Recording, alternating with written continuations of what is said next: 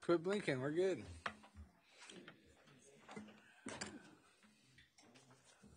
Kevin, were you hoping to call in to KBHB? We can probably ask Gary now. Becky can do it. Becky can do it. You'll be there in person? There you go. But of course. Okay. But of course. You don't even have to bring donuts.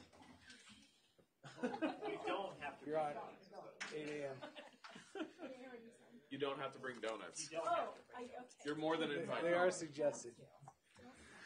Your phone rings while you're on the radio. Then you have to. I hope I have it. Oh. Right, I should. She'd forget about it.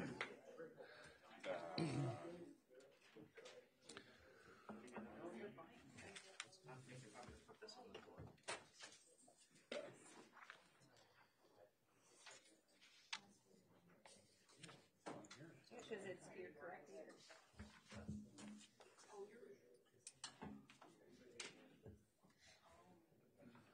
Jody must be gone. Yep, obviously is.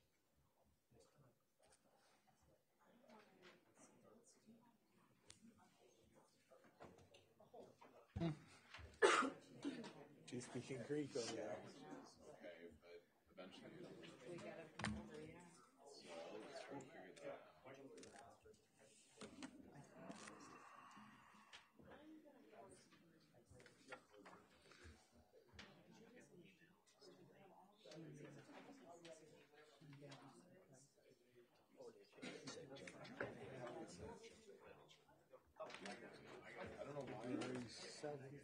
Big packet.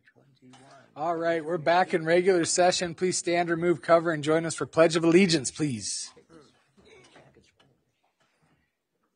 I pledge allegiance to the flag of the United States of America and to the republic for which it stands, one nation, under God, indivisible, with liberty and justice for all.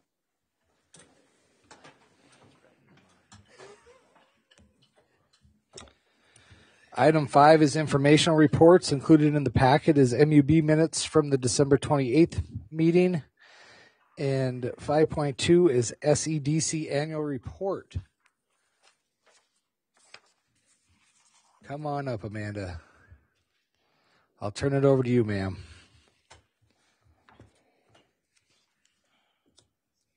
Oh, I got this all backwards now.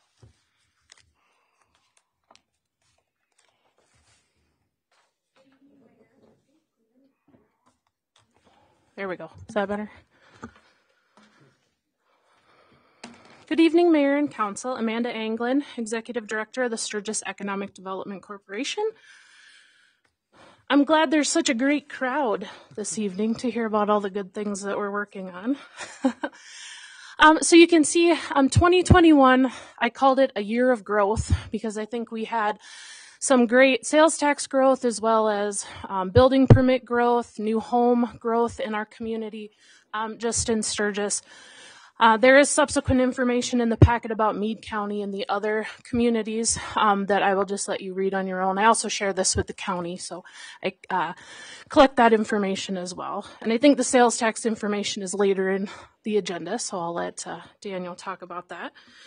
As far as business growth in Sturgis, this year, in 2021, we saw 15 new businesses, which is on trend. I'm sorry, I don't recall how many we had last year, but it was right around that same. So business-wise, we continue to grow at what I think is a great rate. We had 3 of those businesses open up on Main Street. So we're continuing to see a transformation in our downtown area as well as around the entire community. We'll talk about a couple other businesses, especially a couple that we have 45 jobs that were created. I'll talk about those here in just a little bit. We had 4 businesses that expanded or stayed in our community. And those were Kincaid Funeral Home changed ownership, so they were able to stay. J&P Cycles reopened. They had closed for a certain duration of time. The Sturgis Motel, They went under new ownership and then decided to open up year-round. So that's a great thing to see, another business. And then Complete Radiance is a salon. They changed locations, and then they're growing their staff as well. So that's also good to see. If you want to skip ahead just a few pages. Meade County continues to grow as a whole as well. I just want to talk a little bit about some of the projects and initiatives that SEDC has worked on in 2021. As we're all aware, the senior housing project, we were able to break ground on that. It's been something that's been in the works for quite a few years. That'll be a 50-unit facility on the corner of Moose Drive and Dolan Creek. Planning to open November, December of next year. So you can see there's some pictures from the groundbreaking, and then I snapped a snowy picture in the bottom right-hand corner of the progress last week. It's a little hard to see, but they are working on it. I drove by there today, and there's activity, and they will continue to work on it throughout the winter as the weather allows. So we look forward to that facility opening. One of the challenges that we are seeing, of course, across our nation is a workforce shortage. So we're trying to help our businesses with that, partly in partnership with the Chamber of Commerce. So last year we did a job info pickup day, as well as we've created a workforce opportunity wall that is housed at the Chamber office. The job info pickup day, I think we may try that again, gearing up for tourist season, possibly in April. So those events were both well attended by job seekers and businesses. And the wall, like I said, continues to be available at the Chamber for businesses to post job openings. One of the newest things is SEDC was awarded a $50,000 grant from the South Dakota Governor's Office of Economic Development. And what we're doing with those dollars is creating a marketing campaign that is hoping to incentivize out-of-state workers to fill open positions that we have within our local businesses. So $10,000 of that, which is actually $20,000, it's being matched by SEDC. We'll do $20,000 in marketing through digital marketing platforms. And then we have the employment opportunity section on our website where we're listing those eligible positions available in our community. And then the $40,000 is the relocation incentive. So any business can offer a dollar amount incentive of their choosing up to $5,000, and then the grant money will help match that to incentivize individuals to move to South Dakota. So that campaign will be rolling out here hopefully in the next couple of weeks. I'll jump down to our incubator. We had one business in there previously, and then it also housed the high school machine tool technology program. The business that was in there relocated, and the machine tool technology program moved back out to the high school, which was the original intention of the program. And so we did some renovations to that building to allow for small startup businesses to go in there, which was the original intent. And currently we have Boatwright Heating and Cooling, Triton Plumbing, Legendary Electric, and Kilo Arms, which really are hitting the need for the trades industry that we're seeing right now. So I'm super excited that those businesses are in there. 3 of them started in 2021. Legendary Electric is a new business. They've been around for a couple years, but they're all startup businesses and they're doing well. And we hope that in 3 to 4 years, they'll be able to move on to a different facility of they can build something or move into something that will suit their business as they continue to grow. In addition, the industrial park continues to grow. So we had a 45,000 square foot building that sat empty for quite a few years. And in 2021, that building was filled by C4 Fabrications. They brought with them 24 employees. They were in Somerset and they relocated over here because they grew out of their space and that building was available. It just happened to work out. They are a aftermarket company that makes aftermarket parts for Toyota vehicles for overlanding. So it's really unique. They do manufacturing and welding in that business, and it's awesome to see them in the industrial park. Another business that just moved out here a couple weeks ago is Jacob's Auto Repair. They too were looking for more space, and that building happened to come available. As you may recall, Remington Dakota Arms was in the building where Jacob's is in now, along with one of the buildings SEDC owns. That company filed bankruptcy, and a group purchased the assets that were in Sturgis, and they combined into one building. And they now are operated under Park West Arms, and they're just now rolling and starting to manufacture again. So it's exciting to see that. And then Horizon Machine, they have expanded. They purchased one of the buildings that SEDC owned, and then they have intentions on growing that facility and constructing another building in the future. So we are slowly running out of space in the industrial park. And then you can see along the top where it says future site of industrial condo units. If you go to the next page, that's the next project that SEDC is working on. So we want to build a building similar to the incubator, and I've talked about this before, but we've narrowed down the building plans, which you can see up there. So they're 1,600 square foot units with the intention to house businesses of the construction trades industry. Could be startups, could be existing. We just want to have flexibility, but we do need the space. So with the incubator, when I was looking for businesses, I didn't even have to advertise. I just talked to people that I had already knew. And so I feel like once we start advertising this building, and hopefully we can build 3 or 4 of them, that they'll fill up very quickly. Other than that, one of our other initiatives that we started a couple years ago was 2 seasons ago, was the Sturgis Community Cinema, and that's located in the community center. Season 1, we had 521 moviegoers go see the movie, and then season 2 we began in October, and we will take that through April. And as of this past weekend, we had a movie. We are now up to 580 people who have attended. And we changed the times. We were doing 1 o'clock and 7 o'clock, and we switched the late one to 5, and I think that was very beneficial for the families that have younger kids. Going to a 7 o'clock movie is not so conducive to bedtime and things. But so I'm really excited and pleased with the attendance there, and that we can continue to offer this family-friendly event in our community. Let's see, that's kind of really all I have, unless anyone has any questions. I just wanted to note a couple things that are upcoming. I did share our annual meeting is coming up in March, so I will be sending out information electronically, but I did pass an invitation around. So if you're available, please join us for that. And then I have the opportunity to talk about some of the projects in Sturgis in the next couple of months with conferences and gatherings of other economic development professionals. So I'm excited that we have some projects that I can share about in our community, and other people can hopefully learn from how we've accomplished a couple of things. So any questions? Wonderful, Amanda. Thank you. Great. If anyone wants a copy of this, it's over there on the counter. Yes, ma'am. Can you tell me the 15 businesses you're talking about? I'll just, yep, right here. Give you the cheat sheet. No, I didn't include it in that one. Thank you, Amanda.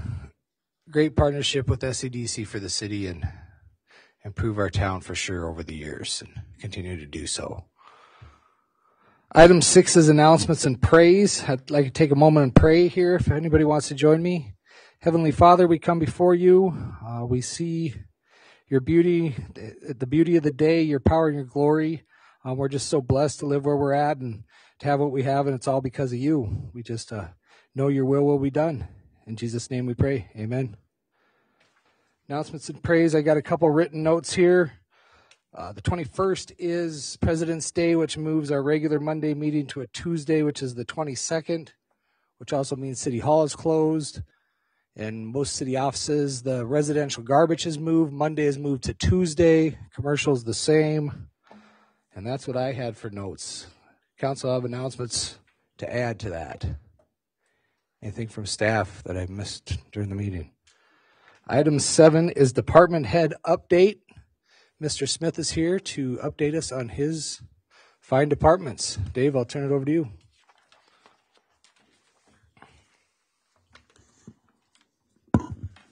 Thank you. Good evening, Mayor and Council. Once we get online here, and you can now follow along in your package. You can look at them.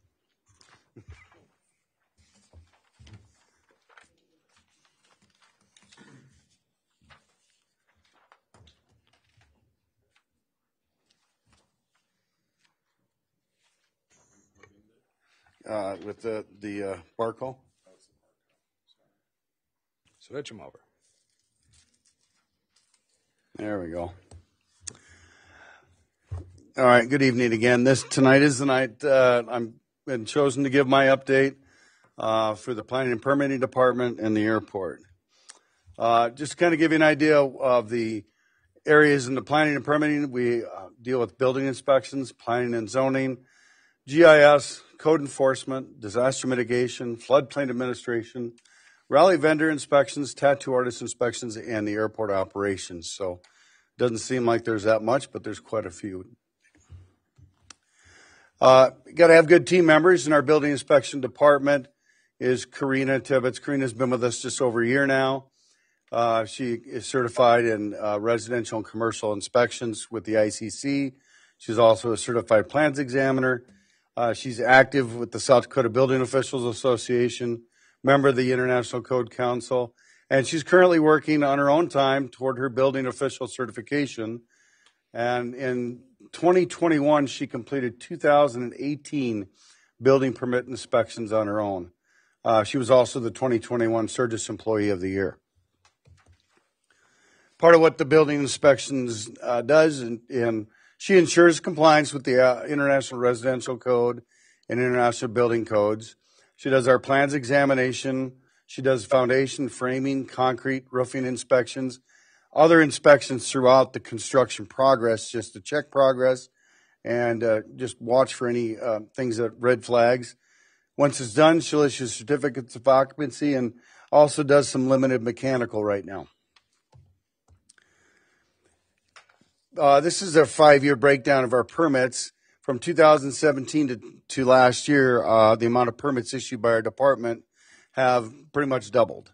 Last year, we issued 996 permits, completed 2018 inspections of those permits. Just kind of a breakdown of single-family homes over the last 5 years. In 2021, we had 94 new housing units. That includes the 50-unit buildings under construction, and then the rest was single-family residential homes. Total value of those was $18,534,000. As you can see, that's gone up considerably over the last 5 years. Permit valuation and fees collected in 2021 was total permits valuation was $30,954,544, and fees collected by the department for those permits was $225,660.71. We also issued the contractor licenses. We licensed 383 contractors in 2021. Those contractors paid a total of fees of $47,875 to the city. So this kind of gives you a breakdown of what it costs to build a $200,000 house in Sturgis and around us with the fees, including building permit, water and sewer tap, and everything. As you can see on there, we're the lowest in the area. Belfouche is $2,300, Spearfish $2,498, almost $2,500. Rapid City they have a lot of different additions that they add, and it can become very expensive. And Somerset's over $3,000. We're at $2,160 to build a $200,000 single family home. So we're right in there. We're the lowest. So it's not only a good place to build, but inexpensive. Our GIS department is Laura. Everybody's probably met Laura one time or another. She does a great job. She handles our planning and GIS. She's a member of the Black Hills Planners Association. She handles the secretarial duties for the Planning Commission. She also coordinates our MS4 program, makes sure we're in compliant. And this last year, she became a qualified MS4 stormwater permit compliance professional. So that helps with our MS4 compliance. She works with new developers on platting and subdivisions. And for anybody that wants to know, she does print the big checks. So come here. Smiley face. She's not going to be happy I put that in there, but this is just some of the things that planning and zoning did 2021. 14 plats, conditional uses, zoning amendments, TIFs, things like that. Also, Laura handles all the global information, or GIS, and she goes out and she'll actually GPS and map all of the city's infrastructure from fire hydrants, curb stops to stop signs. She manages the layers in the GIS software, prints all those department maps and critical infrastructure and rally vendors, handles the interactive maps with ArcGIS, and she just did the redistricting map for 2021. Again, she handles the stormwater compliance. We're an MS4 community, so we have to comply with various EPA and DANR, Department of Agricultural and Natural Resource regulations for our stormwater. That includes labeling, the annual reporting, and public information and contractor education on MS4 compliance. Laura also last year did a community outreach program at Music on Main, and she provides and does the community or the contractor newsletter every quarter. Code enforcement. The amount of violations have gone down over the years. Last year we only had to investigate 286 complaints. Rally vendor licensing and inspections. Those have considerably gone up over the last 5 years. Last year, we completed 650 rally vendor inspections, which is a 111% increase over the year before. So that's gone up. We don't hire any more outside staff. We handle it with all city staff, which does save about $6,400, $6,500 a year to the taxpayer. Tattoo artist inspections, my department does those too. Last year, we completed 137, or licensed 137 tattoo artists. We average usually around 100, 110. 137 was a pretty good year last year, which is a 149% increase over 2020. We handle it year-round, and the state of South Dakota used to do all those before 2014. Prior to 2014, it should be 17. Since 2017, just those inspections have generated $55,600 worth of fees that come back to the city, so pays for the staff. This is just some of the fees that were collected by the Planning and Permitting Department. Building permit fees were $25,660. Contractor licensing $47,875. Tattoo artist inspections in 2021 were $13,700. So those total fees collected were $287,235.71. To kind of give you an idea where that's at, the budget for my entire department for planning and permitting last year was $216,590. So that's a $70,645 positive back to the taxpayers. So basically, what the fees that are collected through my department pay for what we do. Also handle disaster mitigation, and we work with FEMA on floodplain management to ensure compliance. Storm Atlas, we did in-house what Rapid City paid $516,000 to 2 civil engineering firms to do. So we kind of completed all that ourselves using city staff and city time. It's a cooperative effort between city engineering and public works department, and also oversee the city's emergency operations and response plans and handle all the code red notifications that go out. Now let's look at the airport.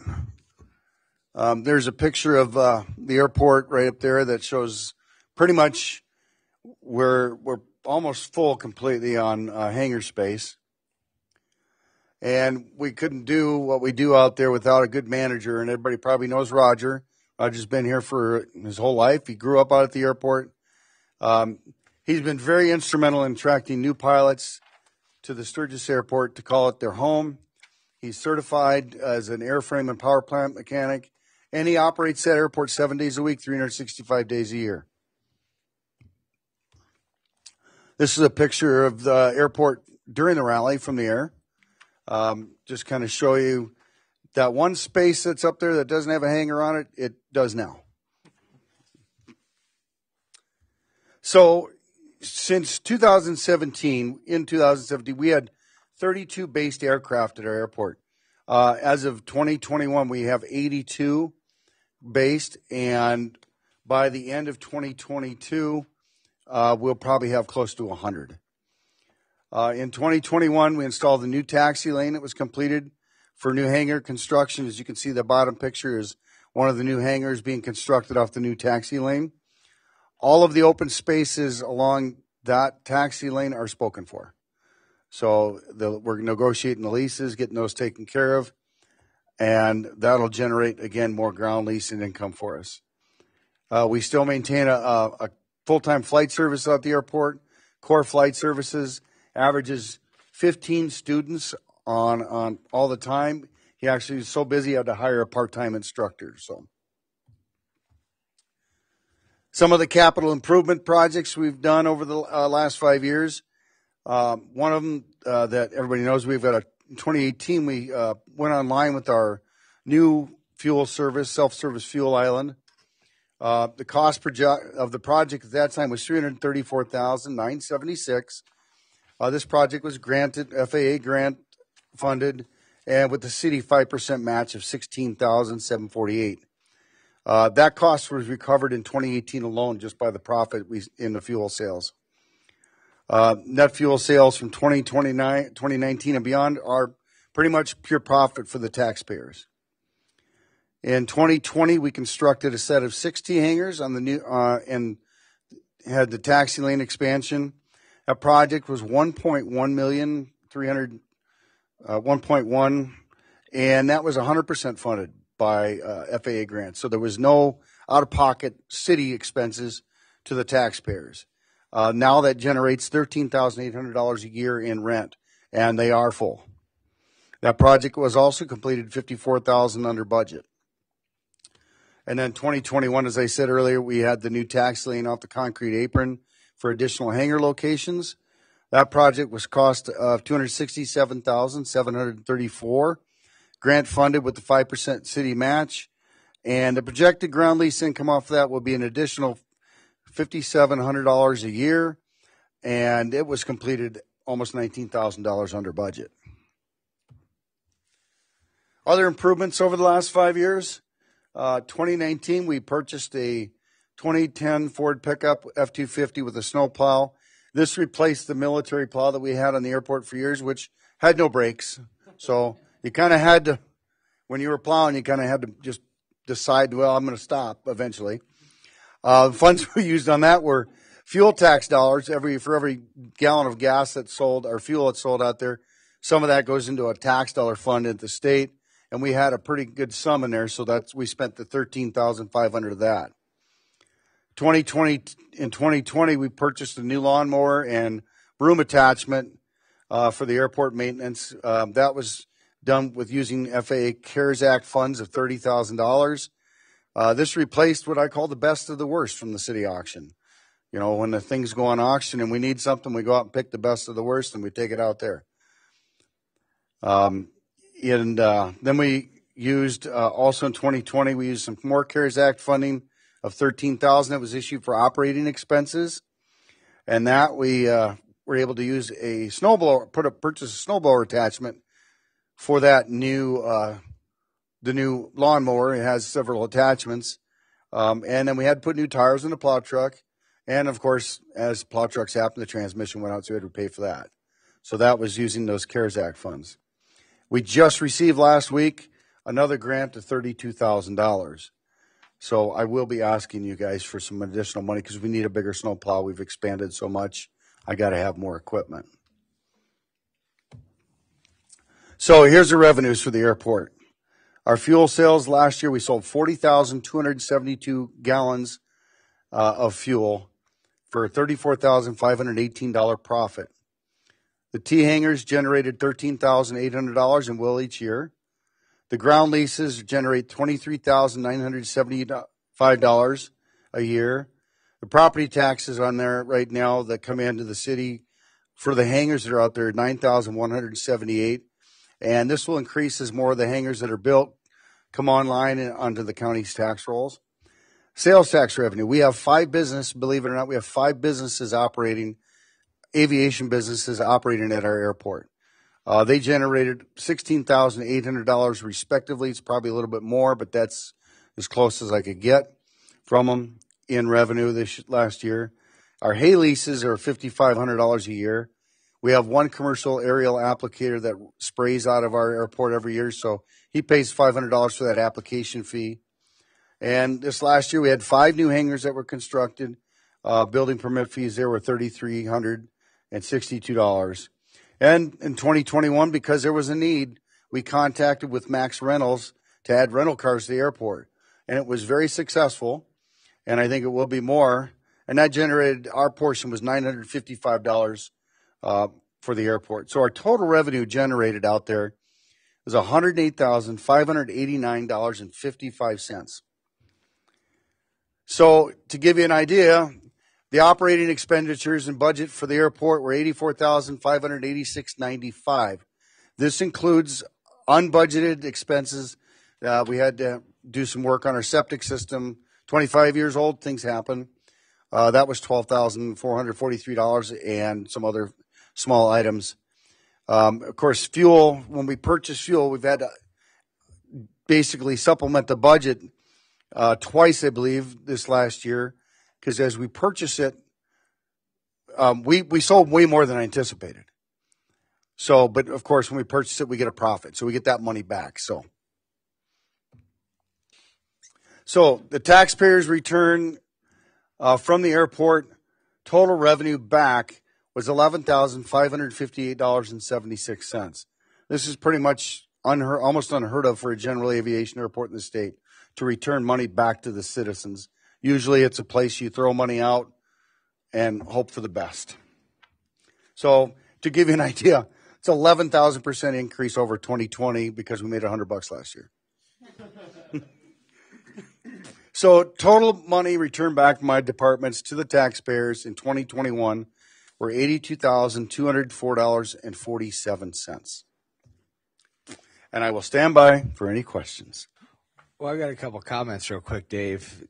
Not that long ago, there was pretty consistently at least a $70,000 supplement that had to be done just to make the airport operate. So the turnaround's been tremendous. And I guess on a side note, could have gone under announcement and praise, but Denver office of FEMA sent a letter saying, thanks for work. Dave Smith did a great job working with us and resolved you no longer have any floodplain violations. So that was just received. So good job, Dave, all the way around. Questions from council for planning, permitting, and airport? Last question. Who owns that little 4-seat swept wing? Who owns that one that's in the picture? And 5 pictures. Well, yeah, that must be mine. Might be mine. Might be yours. Thanks, Dave. Thank you very much. Appreciate it.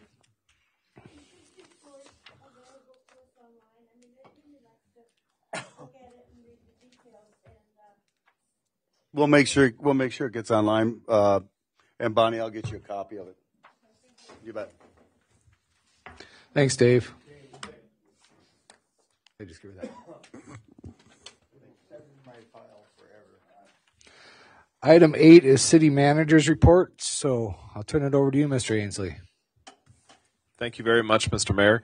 The first is the final 2021 sales tax update, as Amanda alluded to.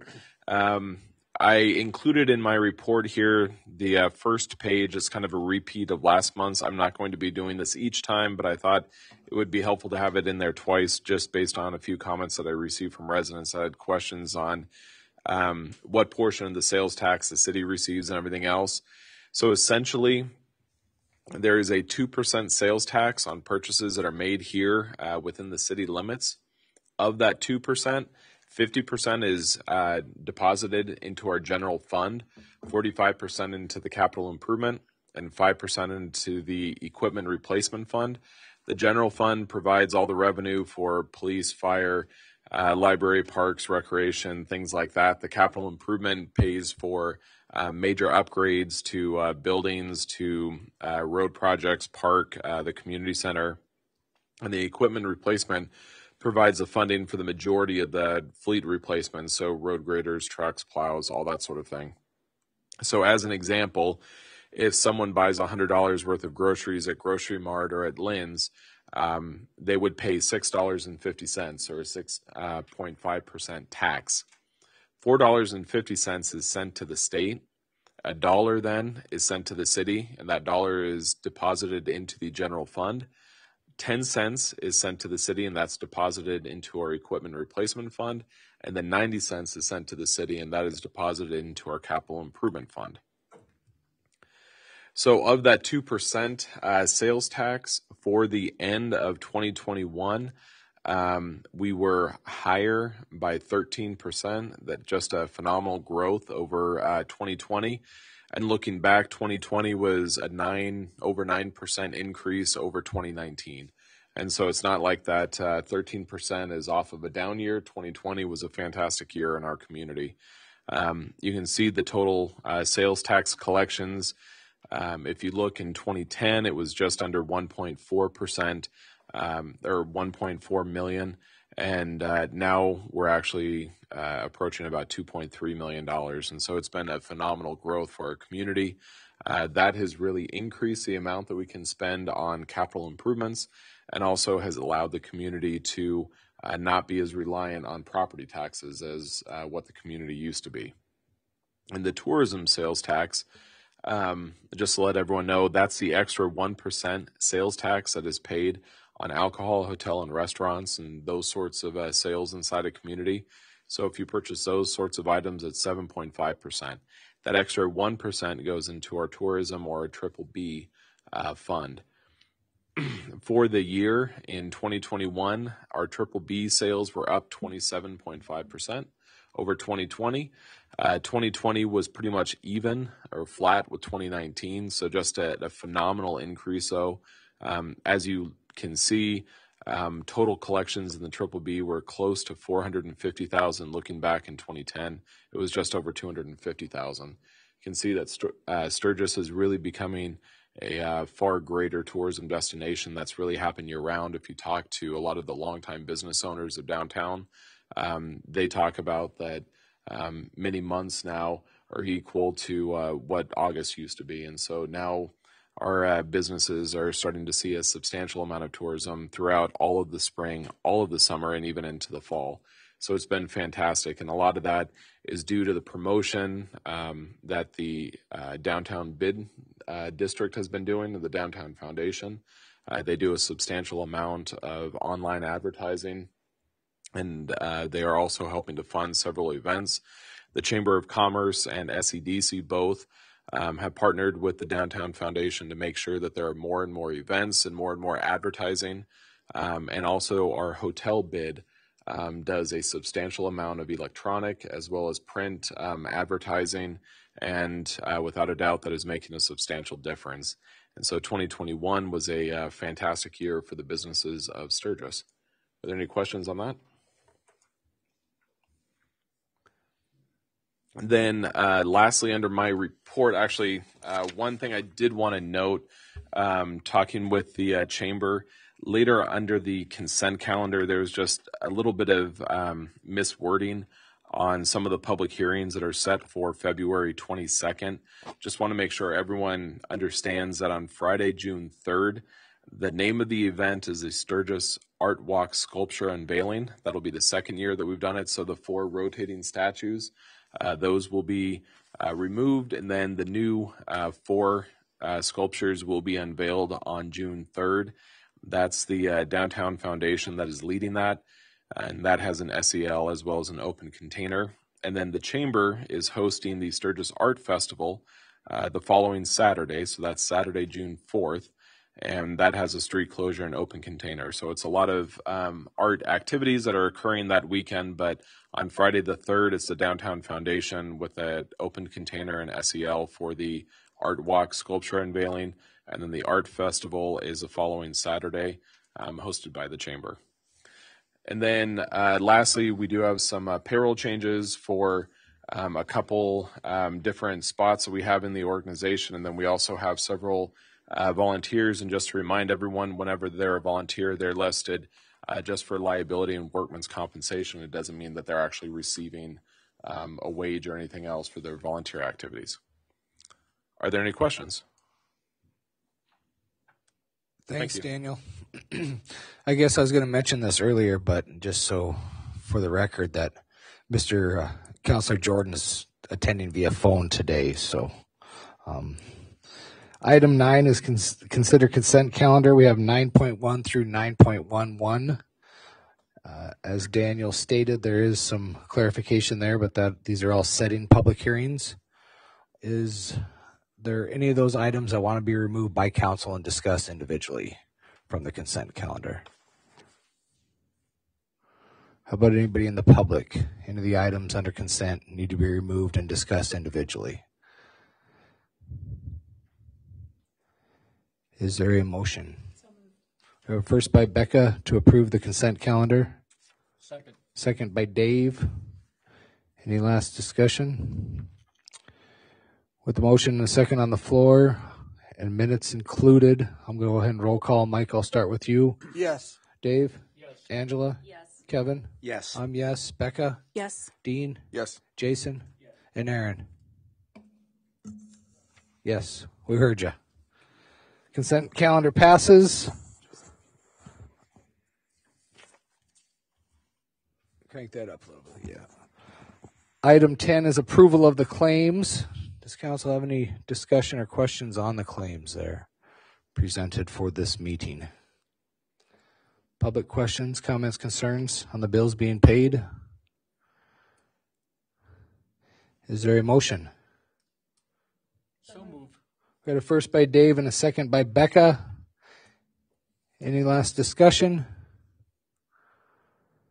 Paying bills, so we'll go ahead and roll call. Aaron, we'll start with you. Yes.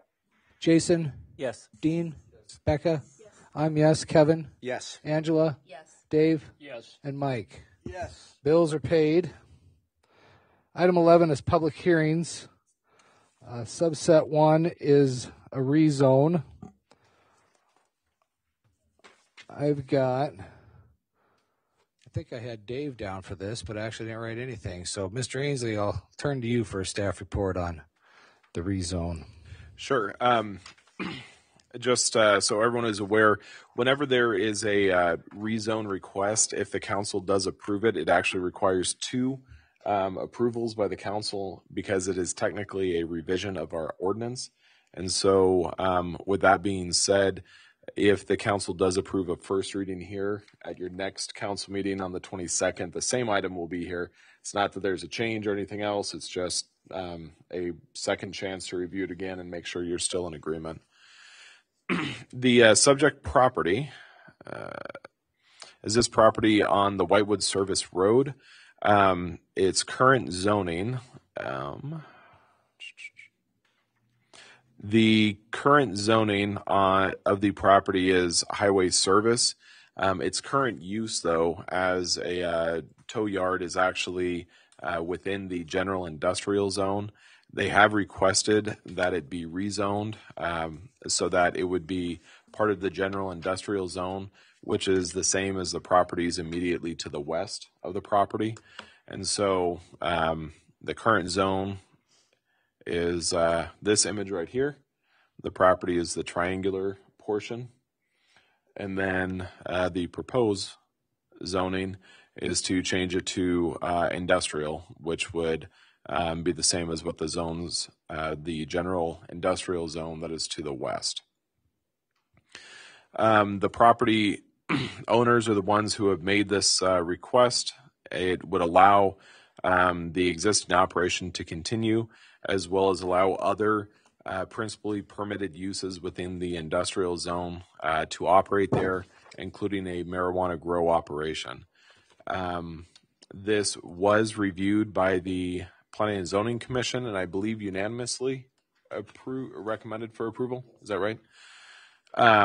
They're similar to any of the requested rezones. There were notifications that were sent to the neighboring landowners. Approval was 66.2%, and that's the valuation of the properties. Disapproval included 2 properties that had a total valuation of 24%.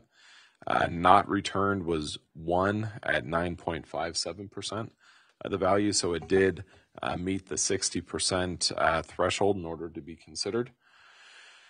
Given that its current use is consistent with the general industrial zone, and given that immediately to the west it is a general industrial zone, it does seem to be consistent with the overall planning of the community. And so the Planning Commission did unanimously recommend approval of the rezone. Are there any questions? I have a question. So was this property recently purchased? Dave, do you know? Could you come to the microphone as well, please? The property was purchased how many years ago, Mike? Purchased it in 2016. In 2016.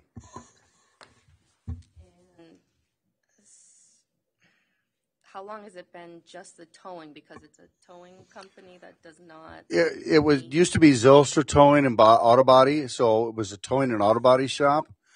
The auto body shop met the zoning of highway service, but when the towing company did not, it was only allowed. Towing is only allowed in general industrial. So this would bring the current use. It's no longer a body shop right now. It's just a towing operation and storage yard. This would bring the current use into compliance with the zoning if passed. So then since 2016, you've been operating it as just a towing company? I had a tire store in there for a while, but we do light repair and stuff. So there's heavy trucks coming and going all the time. Thank you. Any other questions from council on this first reading? I got a couple. Go ahead, Mike. So you still operate a mechanics shop out of the current location? No, we just do our own mechanic stuff out of there on our own trucks. We're not running a mechanic business. What made you think to go to cannabis?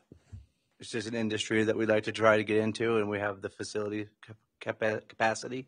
How long have you owned the property? Since 2016. Okay. Well, I just for council, this is another one of those where 60% owns the vote, but you got 2 landowners. You only got 4 landowners really, and 2 old property owners that have been there forever in a day get disapproved because the person that owns the property has 60 or 42% of the vote. And I guess what I'm saying is the vote of percentages in this particular case is unfair because the other 2 property owners that have been there for multiple generations have absolutely no chance of winning that type of a situation. Anyway, that's, again, I absolutely believe that we have a problem in the planning and zoning formula for the mechanics of this, for this exact reason. Anyway, that's just my comment on 1 and 9. So, Dave, the real reason for this rezoning is not to bring them in compliance, the real reason is so that they can expand into the cannabis. I would believe so, yes. That was when they came in and did that. I mean, we didn't seek them out and say, you need to rezone because you're not compliant.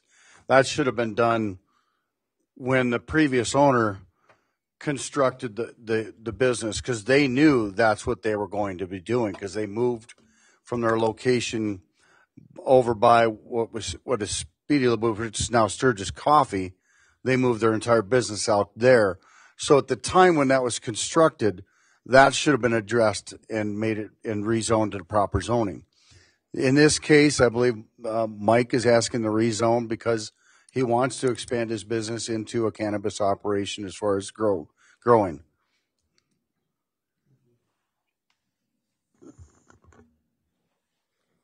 Well, I just want to clarify that this is the formula and the process that we are no longer going to be using, correct? Like it has been changed.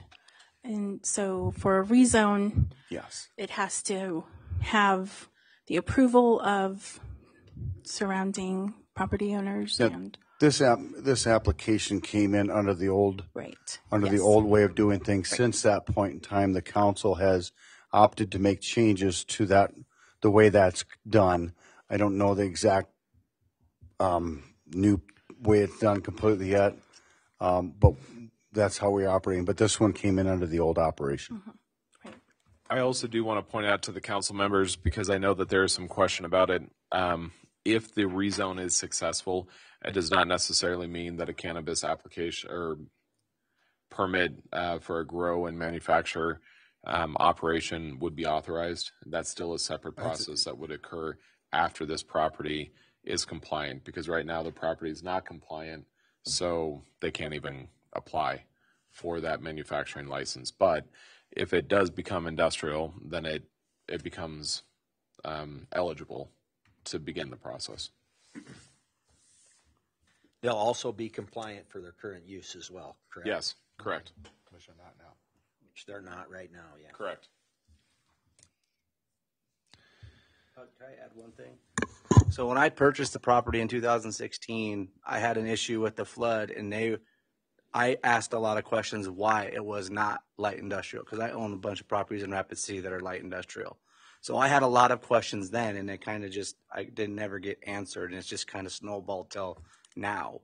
Because when I first had my tire store and everything in there, I actually had an issue with my insurance company because it was not zoned light industrial. And the business I was running out of there is considered a light industrial. Because then I was going to put, in the drive-through bays, I was going to put a truck shop.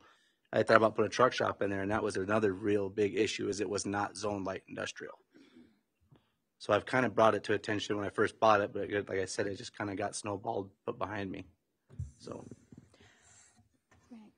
Were there any comments, Dave, on the two that said no? I don't have them right in front of me, but by memory, the one comment was they basically didn't want that type of business there. They didn't want a marijuana grow operation next to their property. And that, I believe, was actually through a phone conversation that Laura had with them, because the actual votes, there was no recorded, message saying what it was, but that was a phone conversation or an email that she received separately. And we do always try and include those comments into the system, even if they call in, whether it comes in a written form or they call in, it becomes part of the record for that. So they get a voice in that situation. Well, and I think, too, when you look at the percentages, a no answer is considered consent. So it actually is, a 75%.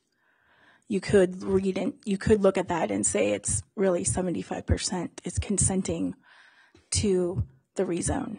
Are you on the ones that it was not returned? Yes. Yeah, that is correct. Because it falls under the under the old ordinance, the way it was written, if no response was considered consent right to that. So yes, then that would increase that percentage. Yes. And Mr. Mayor, may I make another comment? I guess for me, it always comes down to not hobbling the property owner into the usage of his their property. And so there is a towing business on there right now, and he wants to bring the zoning into compliance. I think if you're going to start discussing cannabis, that's like 2 steps, 5 steps down the road. And the point that I want to say with that is South Dakota law requires all cannabis to be manufactured in South Dakota. And so I think that's something that, since cannabis is listed in here, just a point that I want to make. In that there'll be a need. There'll be a need for those types of businesses. Any other discussion on this public hearing? First reading of a proposed zoning change. Title 18. Public input in addition to what's been stated from the property owner and Mr. Smith.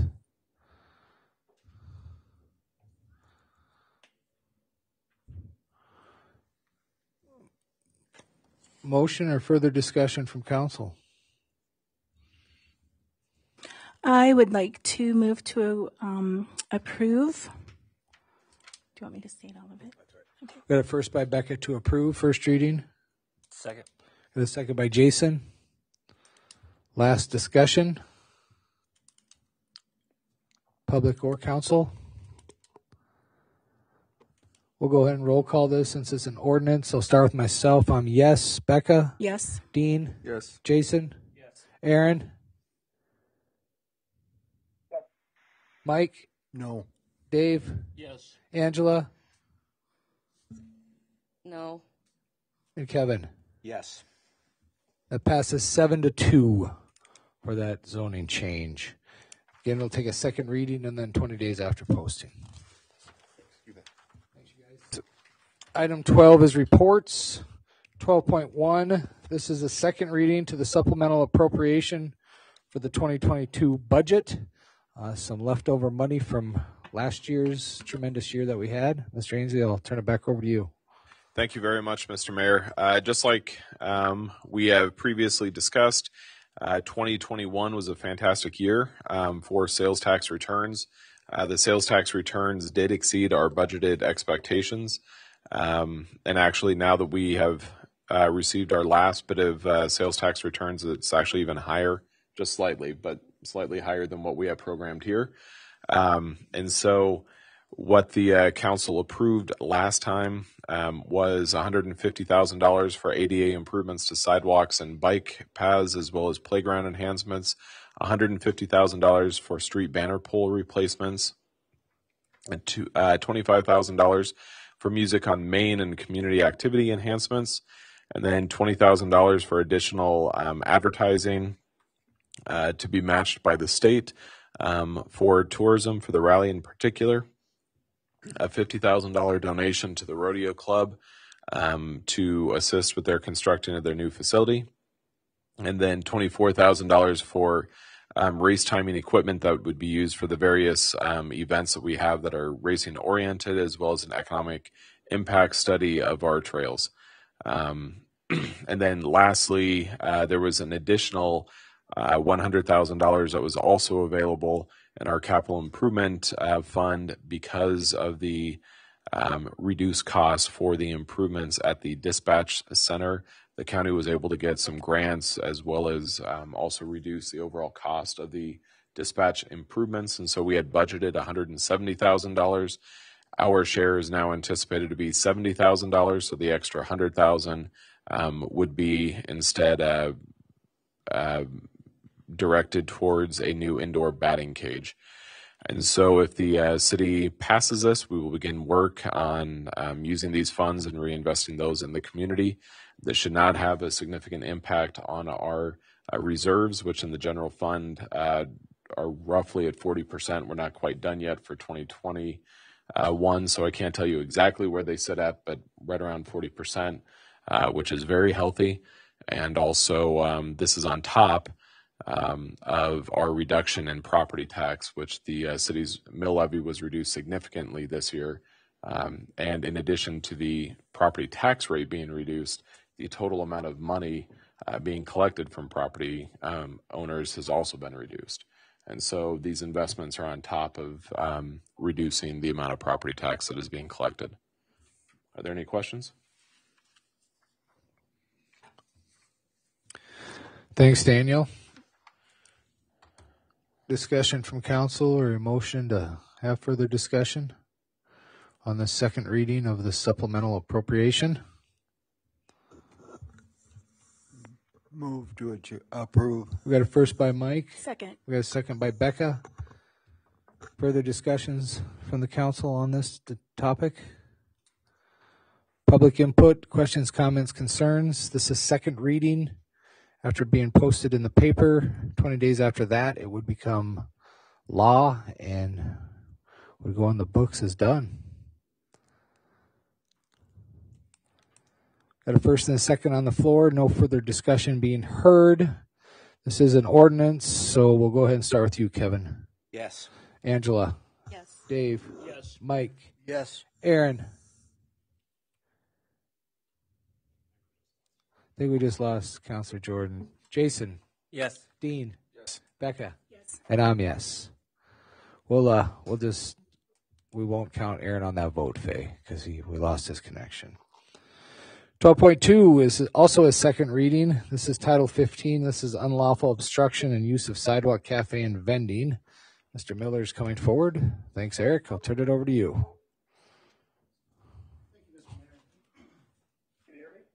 Yep. Can hear you. Thanks, Aaron. You're back. Go ahead, Eric. So far, there haven't been any revision from the first reading to this current version.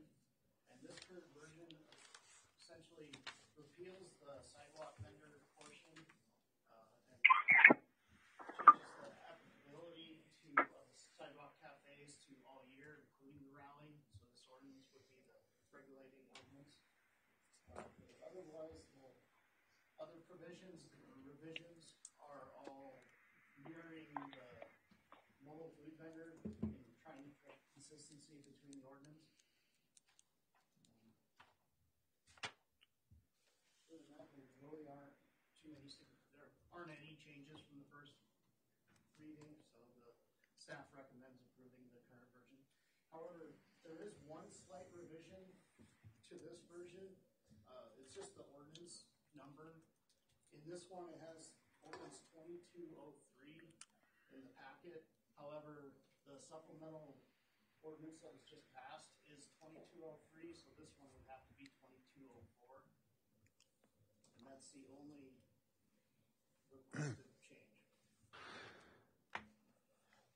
Any questions for Eric while he's up here from council? I got one for you, Eric.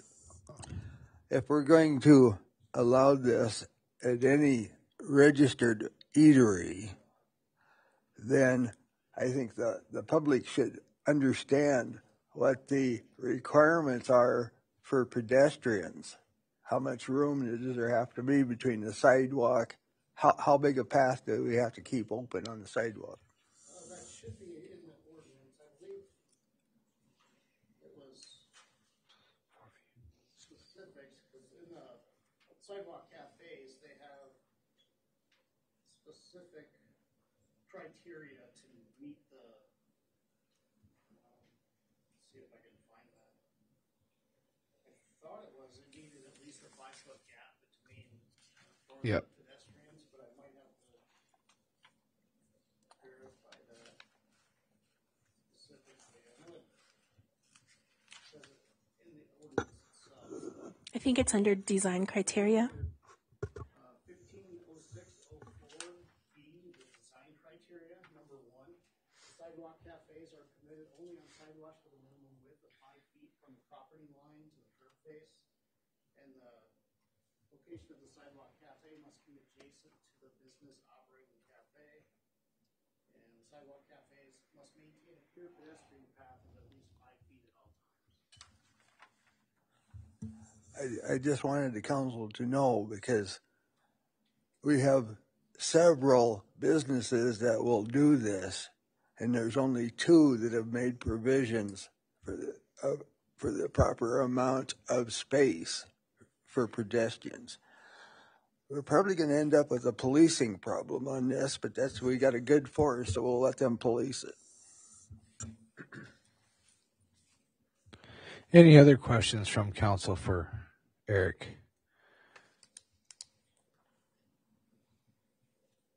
Make a motion to approve with the change in the ordinance number. We got a first by Kevin with the change in the ordinance number to 22-04. Is there a second? Second. We got a second by Dean. Council discussion, comments, concerns, in addition that's already occurred. How about public comments, questions, concerns on this second reading, Title 15? None being heard with the first and second on the floor. It's also an ordinance, so we'll go ahead and roll call. Aaron, we'll start with you. Is that a yes? Yeah. Yep, thank you. Jason? Yes. Dean? Yes. Becca? Yes. I'm yes. Kevin? Yes. Angela? Yes. Dave? Yes. And Mike? Yes. Second reading passes. Procedurally, it goes into the paper and after 20 days becomes law. Item 12.3, thanks, Mr. Miller. Item 12.3 is consideration to purchase the Richards property. I'm down for this report. I think, as the staff reports indicate through the council packet, this was brought forward of one of three locations for a proposed lakeside adventure park or the aquatics park that's been brought forward from the committee that's been working on this along with city council.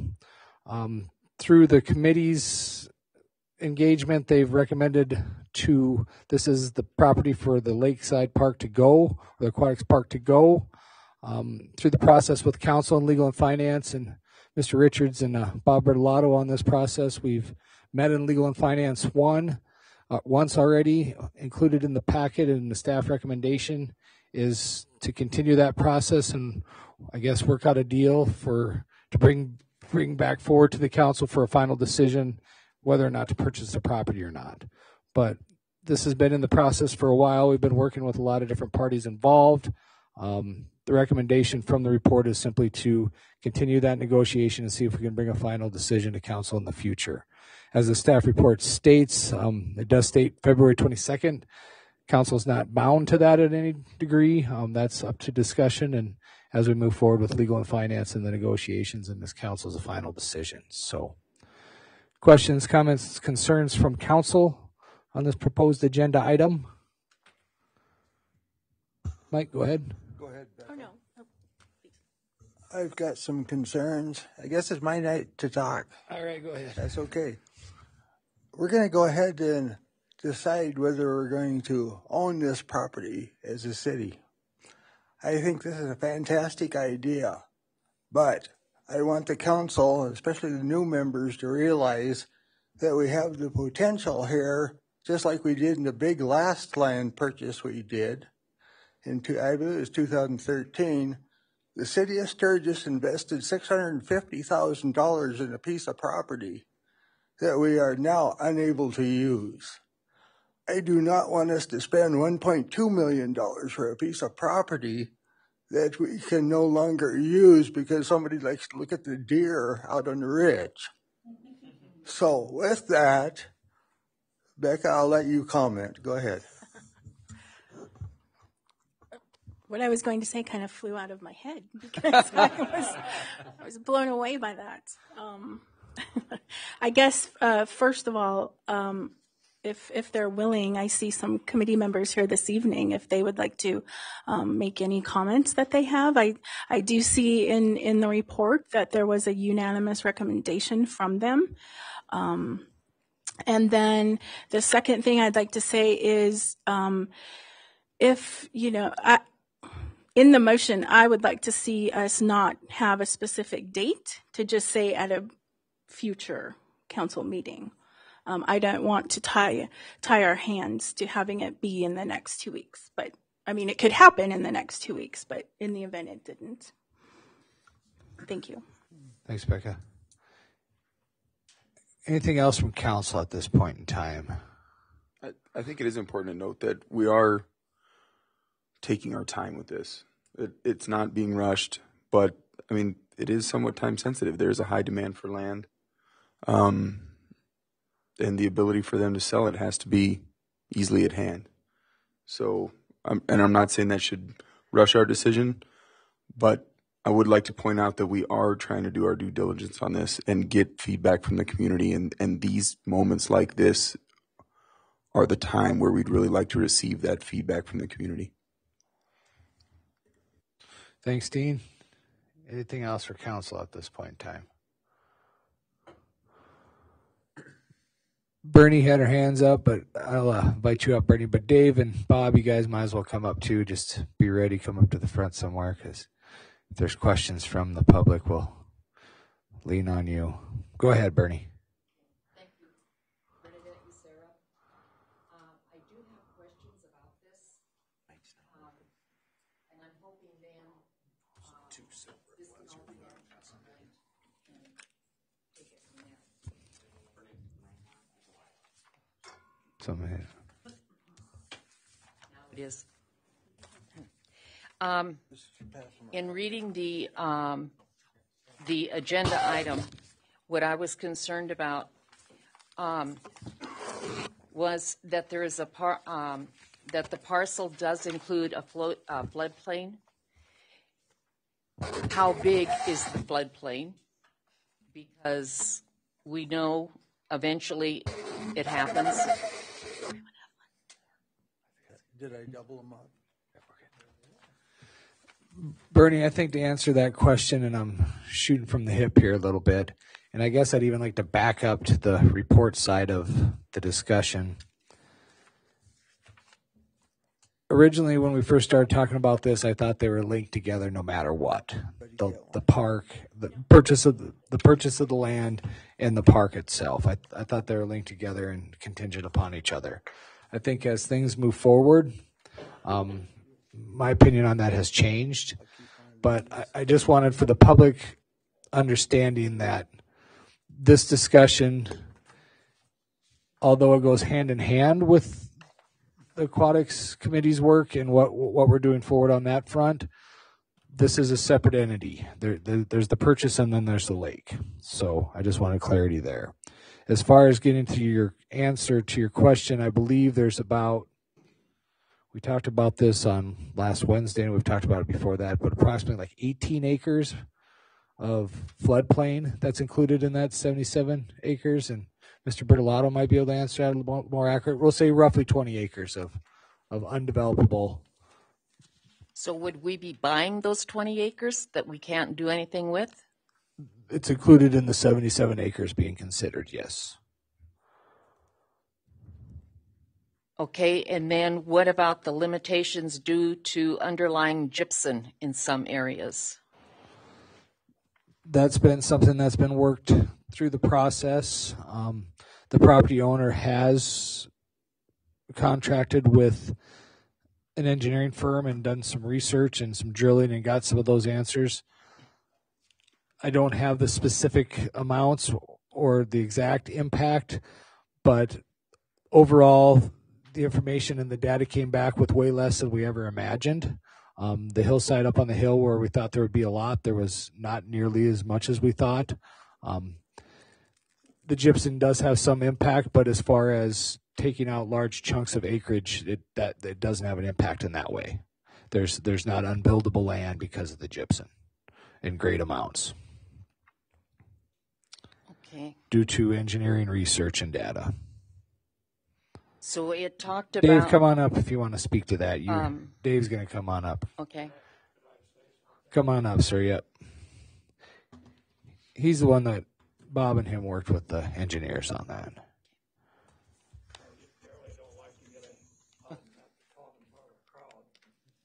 There's some things that you might like to know more about, and that's why we put this out. Yep. Points here. Yep.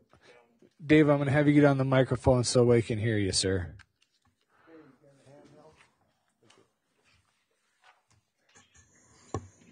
I used to be able to talk a lot better when I was younger. We had to shout at cows. I've lost most of my voice with age.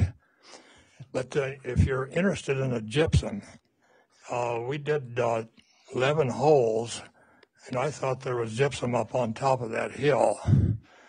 And when they got done, I was surprised there was none up on top of the hill except where you see it. And so we'd had a couple of buyers, and they were interested, but they're afraid there's gypsum up there. But with that whole back side don't seem to have any gypsum according to those tests. There were 10 of them. And also put one down the flat. So there's no gypsum problem there. And when one of these guys showed up about worrying about gypsum, I said, well, I was trained in college for building design and also landscape architecture. And if they're worried, they all have to do is drill 2 holes or 4 holes down each corner, one hole each corner, and then tie it together with a half-inch cable to each one of those. Put that at the bottom of your foundation and at the top, and then fill in the concrete. That'll hold that cement so it don't ever crack. And so they could put it even if the face of that place and still have a good foundation, and the house would probably stay there for 100 years without problems. So I don't think gypsum is a problem anymore.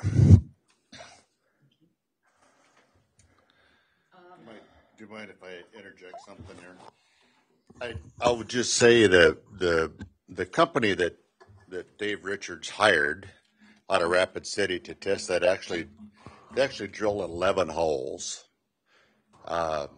It was about a $12,000 expense just to make sure that we weren't trying to sell anyone, whether it was the city or anyone else, something that wasn't usable. So all of that information has been turned over to the city. The city has had that opportunity to investigate it, make a decision there. The engineering company that did the project for them, we were all surprised that even though there's gypsum, you can see gypsum on the ridge, there was way less there than what we ever anticipated there was. And had we known this a while back, frankly, we may not be having this discussion here tonight. Now, I would like to address the floodplain. There's definitely floodplain property, and are you buying it? Yes, you absolutely are. It's a perfect place for parks, mini golf, bike paths to the lake. It goes on and on. Just because you can't build a home down there, which isn't the intent here to start with, there's plenty of uses for that floodplain area that would enhance the lake project. I might add to that. I started out thinking maybe I'd go into the housing business, and so we looked at I think it was DreamWorks or something out of Rapid, and they designed something. I didn't like it, so I got the guy out of Spearfish and rode with him, and so he laid out, and we have his contract. We have 20 blueprints of all those houses. There were 100 of them laid out there, and there were about 25 down that area where you think of floodplain, because it's only down next to the railroad track in that area. And that's why I put out these 20 points to try to, so you can understand better what it is. I've been there as a kid growing up, and I don't remember ever having a flood down through that in 90 years.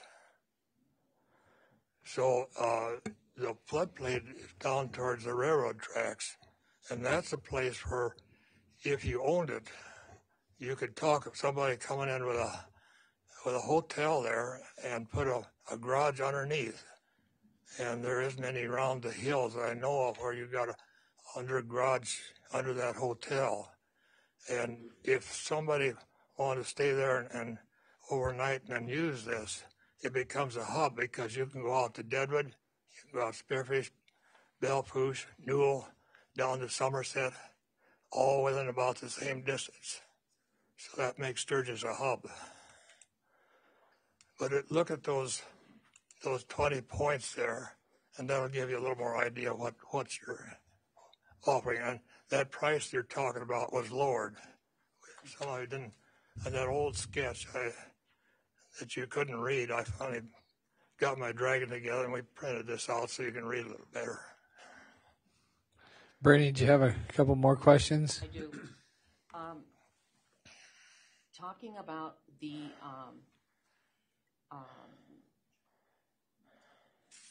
bike paths, probably out to this piece of land, and so we would have to enhance the bike paths.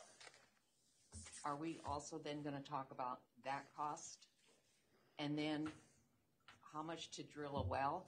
Is there a well? You know, where is the water going to come then for the water park? Here's one of the points here. So the question for those that can hear it are the enhancement of the bike paths to the property from different directions in parts of Sturgis, and also the need for drilling a well. Again, I'd like to keep them separate here. This is the purchase of the properties, a different item than the actual lake itself. With the lake itself, the initial lake, the aquatics committee and what was brought forward specifically on the fairgrounds, but throughout the whole process, was to have its own independent well separate of all existing infrastructure within the city limits of Sturgis. There is a bike path from the school that goes down to Outer Road and then up to First Street. And also that wouldn't have to be put in immediately. The kids on that Outer Road probably could get by until something had put in, but or else you could follow down the railroad track and add some dirt there. These are something, if you did it, you wouldn't have to do everything at once. So I urge you to read over this. I'll give you a copy too. You got one there? And Bernie, and for the record, I guess too, for everybody, the development of the bike paths and the walking paths have always been in process. We had actually engineering done, and there's a lot of new additional bike paths being added up there with the new developments and things like that. So it's a continual project for us to make sure that alternative routes are available because of the recreation and because of the neighborhoods. So continued project as we move forward, for sure. Thinking of money, the cost of bringing all these different things together with this. You bet. And not beyond what the land would be. Yeah. That's all I'm. One thing, I guess, I don't know if this is an appropriate time, but I guess I got to decide this unless Mr. Marshall says no. But there's a unique opportunity with the American Rescue funds that are out there with matching from the state and with the developers and with the city and things like that, where there's a lot of grants available. Unique opportunity, a lot of money on the table. It's only going to be there for a certain amount of time till those hundreds and hundreds of millions of dollars are gone. But it is a chance for the city of Sturgis to receive grant money that we won't have to pay back to help make improvements. So as we go forward with projects or projects that are currently going, we are anticipating grant money to help supplement the cost versus the city of Sturgis picking up the whole cost. On this project, it's very possible on other existing projects. One more thing I would add, looking at the blueprints, there's room for 50 lots back on the back side, on the north side, which you could turn over to a contractor. And we're guessing that lots will probably sell anywhere for $30,000 to $40,000. And that would, depending on what you charge, you can pay for the land with that. And that price is down to $1.7 million. And the other thing that this property brings unique opportunities versus the other two that were considered is the TIF opportunities, for sure. So as we've gone through that. Thanks, Bernie. Thank you. Yeah, thank you. Thank you. Other discussion from the public? Come on up, Allison. Committee discussion is where we're at, it looks like now, so I'll turn it over to you.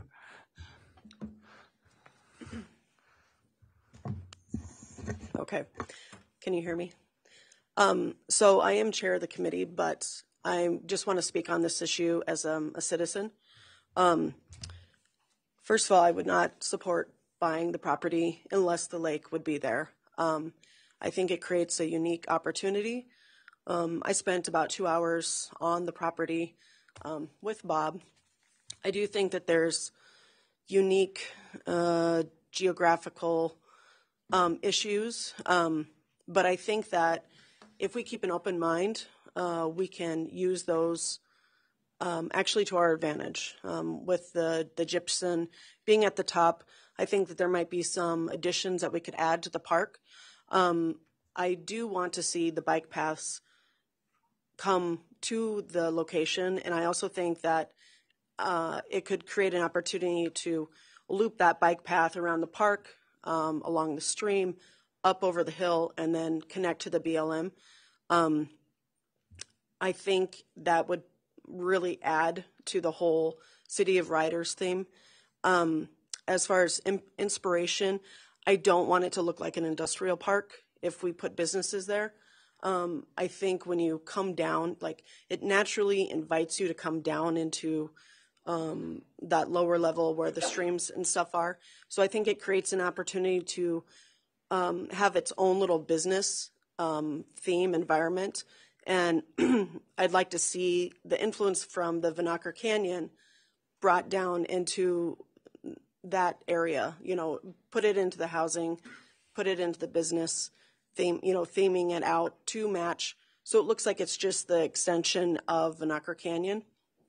The other thing that I think people should look at is there are rooms for a bunch of houses, but I think looking into that, putting the apartments on top of the businesses, you can build up. You don't have to be build out. So you keep the character of the land, because I do think that that's something that people are going to be hesitant about losing. They don't want to lose the character of land. They enjoy going up Vinacker Canyon and seeing that open space. So I think we could keep that open space if we build up. Also, housing.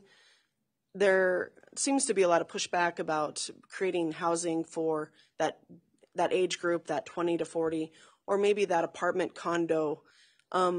And I think that could be filled in this location, because you could have a 3-story condo and have it look like, logs, have it look like Vail or Breckenridge.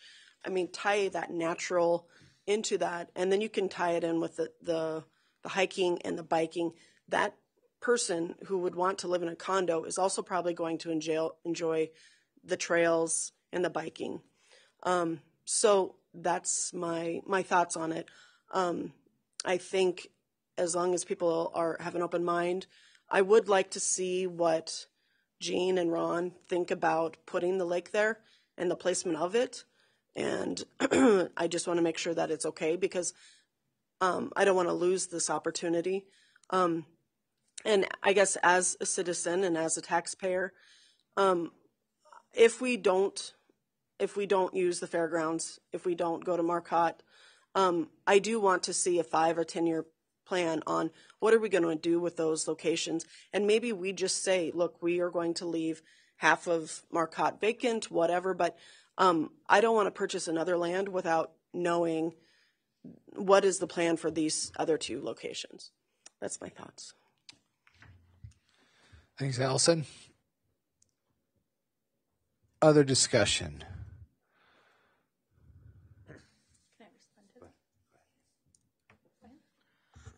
I guess just in response to Allison's comments, thank you so much for your statement. For me personally, my opinion is that this is both an economic development and recreational project.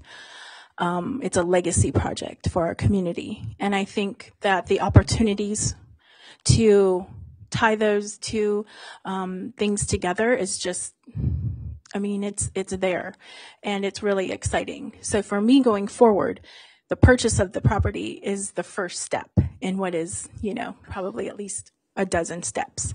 But I look at this as that is where the aquatic park will go.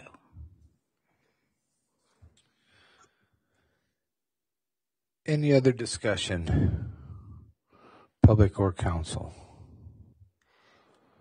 Or is there a motion from council? I guess I have one comment, Go ahead, yes. Kevin. I mean, this is a very interesting project. I'm definitely recreation oriented. I'm still a little on the fence with the whole project for sure. I hope if we go forward with negotiations that we take a sharp pencil to this, so that there's confidence throughout the community that this is a win. I have had a lot of interaction recently, and there was a lot of information that seemed to be missing, and so that needs to be developed.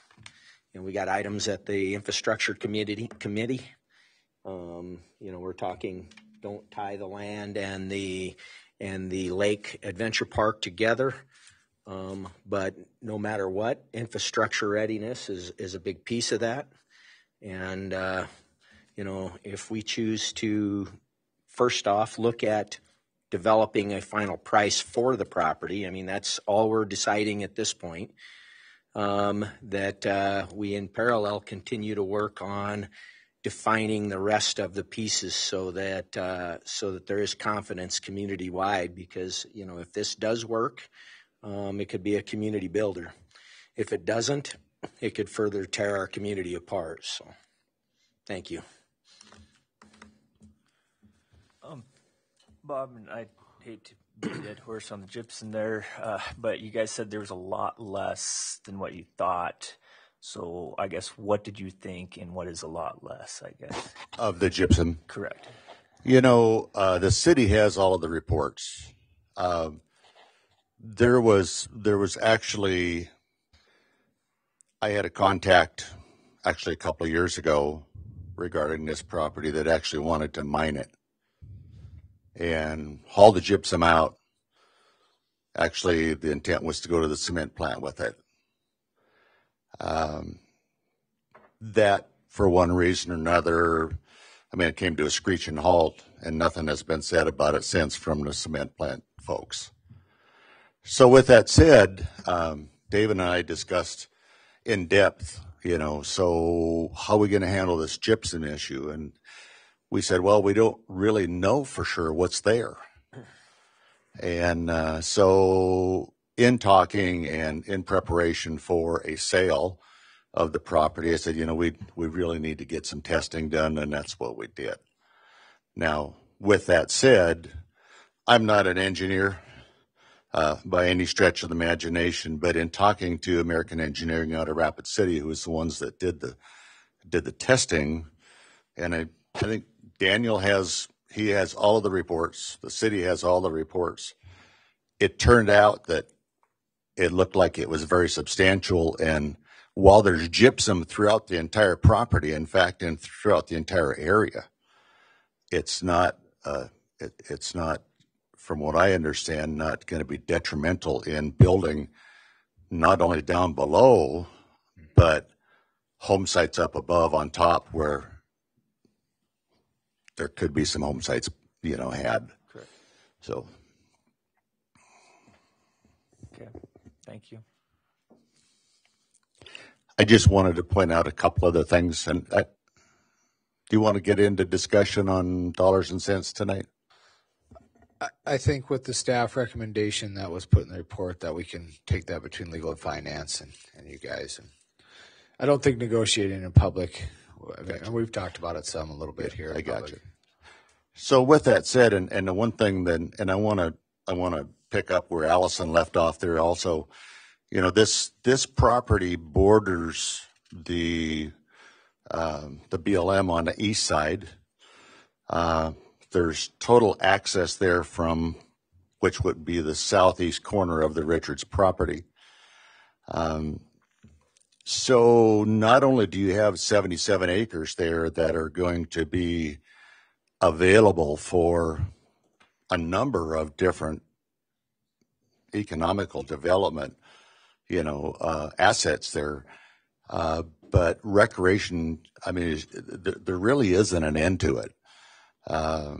Going into the BLM, and I know there's certain aspects of the BLM that will have to be addressed, But, everything from hiking to horseback riding to,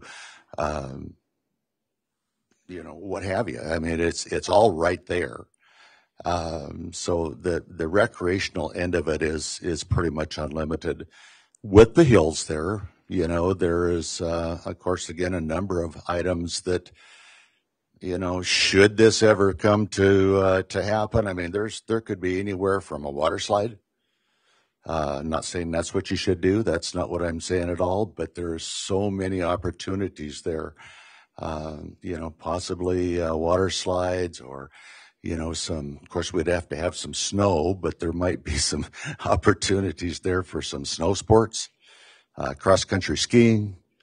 Going into that BLM land, I mean, there's literally thousands of public lands there that would open up to the public that, frankly, does not have a lot of access to it now.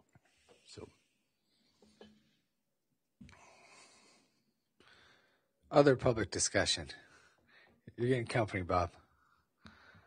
Good. Hello, everyone. Megan Snyder. It's already after 8 o'clock, so I don't want to say a lot except that when I signed on to be part of the Aquatics Committee, my goal throughout this has been to see Sturgis grow and grow in a way that is going to benefit not only my children, but hopefully my grandchildren. And I like how Becca puts it, that this is a legacy project, and it truly is. And something I would like the council to think about tonight as you're making this first decision is that this is truly an incredible opportunity, and you're not saying tonight, yes, we're going to buy it. You're saying, yes, we're going to negotiate. And so as you make your vote tonight, I would encourage you to keep that in mind. Let's do this. Thanks. Thanks, Megan. Other discussion, public or council? I'd just like to comment one thing, and then I'll get out of here. But Dean, Councilor Sigmund, made a perfect point tonight. We're not trying to rush anything.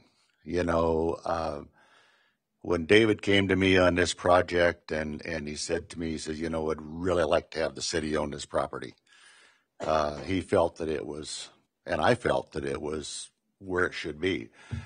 But with that said, in a seller's position, we're going into the hot time of the year for real estate.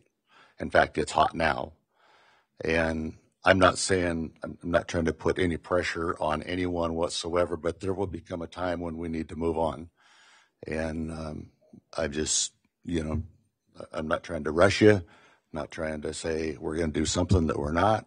That isn't the case at all, but you need to take into consideration the seller's, place also.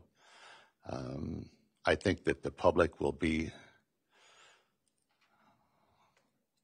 I think they'll be quite surprised what the city is going to be able to buy this property for, on final negotiations. And I don't think that there will be an opportunity for another party out there to purchase the property for what the city's going to be able to do. So it's been you might say, somewhat of a donation from the Richards family.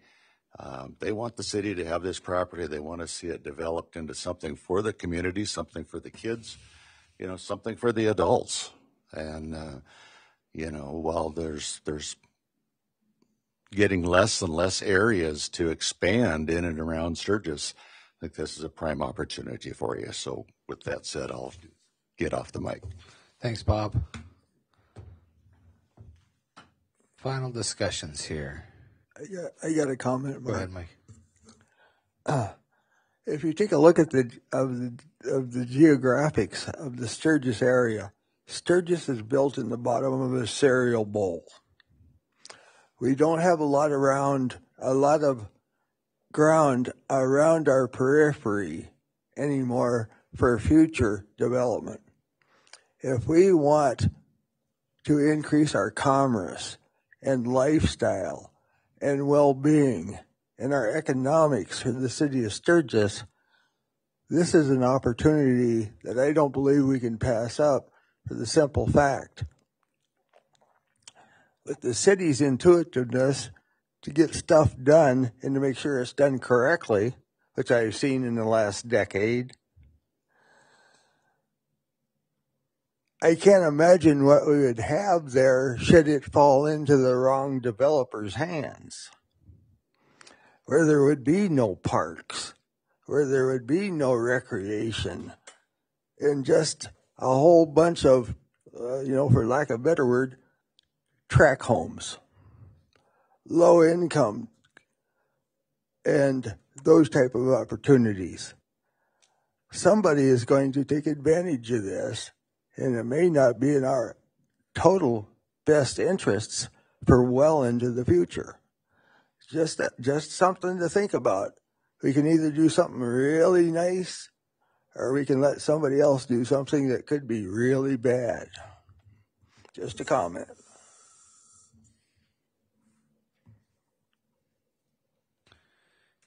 Anything else? Is there a motion? I would make a motion to consider the consideration to continue the purchase of the Richards property. Through the Legal and Finance Committee, Dean, as recommended. Yes, with Legal and Finance as recommended.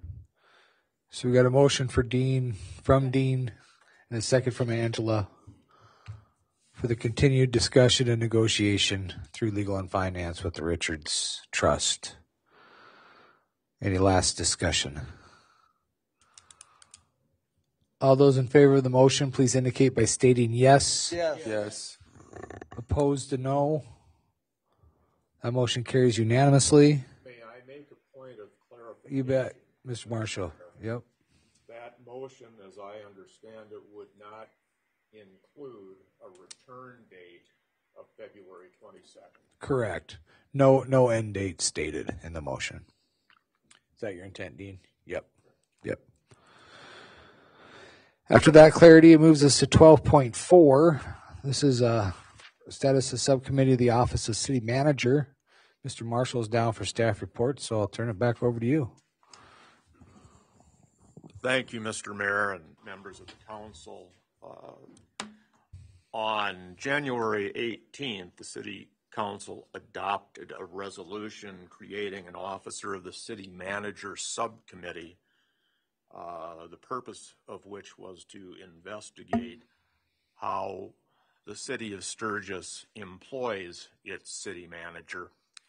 That matter came before Legal and Finance with the staff recommendation that subcommittee be created, that it consist of 4 members, 1 from each district, as suggested in the resolution, with the further recommendation that Mr. Bashand be the representative from District 1, Mayor Karstensen, the representative from District 2, Councilor Jordan, the representative from District 3, and Councilor Sigmund, the representative from District 4, and further to appoint one of those members the chair of that subcommittee. The purpose of this recommendation and report is to memorialize that, establish the committee, and move forward on the investigation and recommendations about the function of the office of the city manager. Any questions for Mr. Marshall from council? As stated in the report, there is recommendations for all 4 districts or all 4 wards to be represented. If and when somebody makes a motion, you have the right to make your motion of what you desire. Included in his staff report was having someone become the chair, and I think that could be handled in the first meeting. But I guess in the motion, it's up to the council person that decides that motion of what they want to include. But any questions for Mr. Marshall from the staff report from council.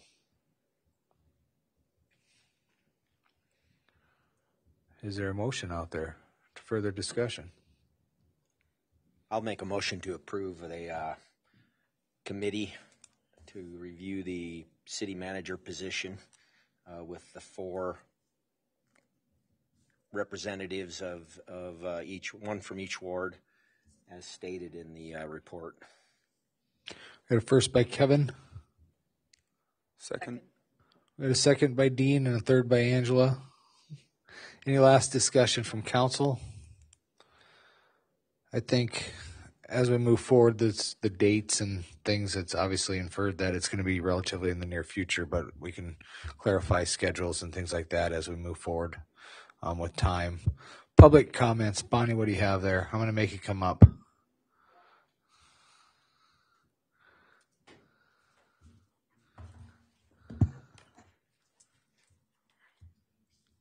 I'm A-okay with the intent of this committee. I'm just not clear at all what Kevin's motion was, because I don't think you can make a motion based on a recommendation like this that's very specific about who is serving from each ward, because you want this to be longer term. So I need clarification on what Kevin's motion is. Yeah. The 4 people outlined in the report that would include Mike Bashan from Ward 1, Dean Sigmund from Ward 4, Aaron Jordan from Ward 3, and Mark Karstensen from Ward 2. And what's the intended life of this subcommittee? See, I think that's where you're off based on the motion as being specific about who. The fact that you want a subcommittee with representation from each ward is appropriate, and the council then can decide who that's going to be. But I don't think that designation of who from each ward belongs in the motion. I would like to amend my motion to call for 1 year. For the life of the committee. For the current makeup. Well, that might change in the possibility of the structure changing would come in the proximity of the first meeting in May. Yep. See, that's the thing. Are all of these people in place or beyond? Well, we've got an election coming up. 1 year until replaced by the council. So if needed. So I share an observation. Go ahead. Yes, sir. The committee or subcommittee, as I envision it, would exist until the committee accomplishes the task that it believes is before it.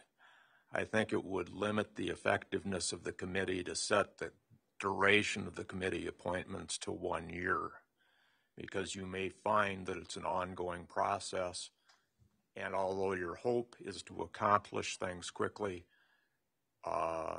one can't foresee what obstacles might be presented that would prevent you from accomplishing that. And I think specific to the question of who sits on the committee, that can be changed in the future if it's ever needed. We memorialize committees all the time within the minutes and within actions when they're set, usually after the election. But obviously, so it's inferred that it's got to be a council member sitting there. And so that's what I'm saying is I think the verbiage needs to be generalized to that, and you'll put the same people in place because clearly based on skills, interest, and willingness to serve, those people have been designated thus far, and those designations would come back out when the committee is formed. I just think that it's not appropriate to be that restrictive, that definitive in the motion itself. That's all. Yep. Understood. Well, we got a first and a second on the floor, and actually a third if we're going to state it correctly. But then we have an amendment by Kevin, which was never amended by the second. So procedurally, it failed. The amendment would fail in itself if the second does an amendment, which was Dean. Is that correct? Or is it Angela? It was Dean. Dean, do you second the amended motion? I do second the amended motion. So we have a motion to set the city manager subcommittee for at least a year with said council members that are staff recommended in the report. I think Mark helped me out with this. If they're not a council member, obviously they're not going to be on the committee anymore. That's correct. Is that a fair statement? That is a fair statement. So the duration of the year is at least a year is separate from who's serving on the committee. That is may change and may change a year from now. Hi, Deb. Hi. You got a question? Yes. How are you considered a counselor? There's 9 council members that sit at this dais. I had to. How is the mayor considered a council person and representing a ward? It's where I live. Is where that But works. don't you, as the mayor, represent everybody? 100%. It's a situation where, as we go forward with committees, we want to make sure all wards are represented. We have some committees where there's 2 people from Ward 1, for example, and I'm just throwing that out. With the way the resolution was written, we want everybody from at least each ward. As we went through the discussion, it is important we felt that I get to sit on this with the years through the process along with the other members. So to answer your question, Deb, I represent the whole city of Sturgis, but I live in Ward 2, and that's why I'm the Ward 2 representative as far as on the committee. Shouldn't there be another person from Ward 2? We'd be a public hearing meeting then with 5 members of a committee. It would be a quorum. Because as I read it, Legal and Finance said counselor in their recommendation. In the staff report, you're saying from Mr. Marshall. Yeah. It's just confusing that the mayor is considered a city councilor. Becca, you have some. I'm trying to recall the discussions Okay. that we had, and so I think, the word counselor may be a little too specific in that we really were mostly talking about council member, or one of each of us from the 9 seats. Okay. Yeah. So I'm just being nitpicky, but Yeah. it just No, that's struck me when I read it that. Well, it between said- you and Bonnie, we're going to be here till Okay. 10 o'clock tonight. Well, I've been up since 4, so I got enough coffee. And in me. I can make it. I encourage the discussion. Appreciate what you're saying. Okay, Deb, for you sure. bet. And I believe in the motion, it does not say city councilor. It just says these appointments. In Kevin's, but in the previous resolution, which was passed, I believe it was specific, if I remember correctly. It should. I don't recall. If restated, it would be member of the council. Right. Yep. Not councilors or council person. I believe that was the intention. Yes. I can believe that. And the mayor's almost a must to set on that. There's no reason to have a mayor if he's not going to set on something that big. Right. Agreed. So we got a first and a second on the floor with an amendment. Any other discussion? Yeah. No further discussion. The first, procedurally speaking, we vote on the amendment first. So it was with the addition of to be in existence of at least 1 year. Is that a fair statement, Kevin, and yes. Clarifying it? All those in favor of the amendment of the motion on the floor, please indicate by stating yes. Yes. Opposed to no. The amendment carries unanimously. The first part of the motion was setting the committee with the stated members in the staff report and working on this project as we move forward, I guess. Any further discussion on the first part of the motion? All those in favor of the motion, please indicate by stating yes. Yes. Yes. Opposed to no. That motion too carries unanimously. Brings us to 12.5. Report on status of request for declaratory judgment from the Board of Elections. Back to you, Mr. Marshall. Thank you, Mr. Mayor and members of the council. To put this as succinctly as possible, earlier in the process of the question of the change of form of government, the council authorized the filing of a petition for declaratory judgment before the South Dakota Board of Elections. That was authorized because under its administrative rules, the South Dakota Board of Elections holds out the promise that it'll make a decision within 30 days. Since that petition was filed, the sponsors of the petition for a change in form of government filed an action to compel the city to certify the election. That court action has rendered the petition before the Board of Elections moot, and I have dismissed the petition before the Board of Elections, and a copy of the letter requesting that dismissal has been included in the board packet. Any questions from Mr. Marshall from council? This report does not contemplate council action. Correct. Public questions. No action intended. Thanks, Mr. Marshall. Item 12.6 is consideration of first reading for Title 32. Thanks to Angela, this one got a lot more interesting, but Mr. Miller, we'll turn it back over to you, sir. Appreciate you. Thank you, Mr. Mayor. Initial revisions to Title 32 animals was primarily based on changing the administrative citations and modifying the penalty and enforcement. Since the last meeting, we've revamped, created a whole new section that addresses urban chickens within the city.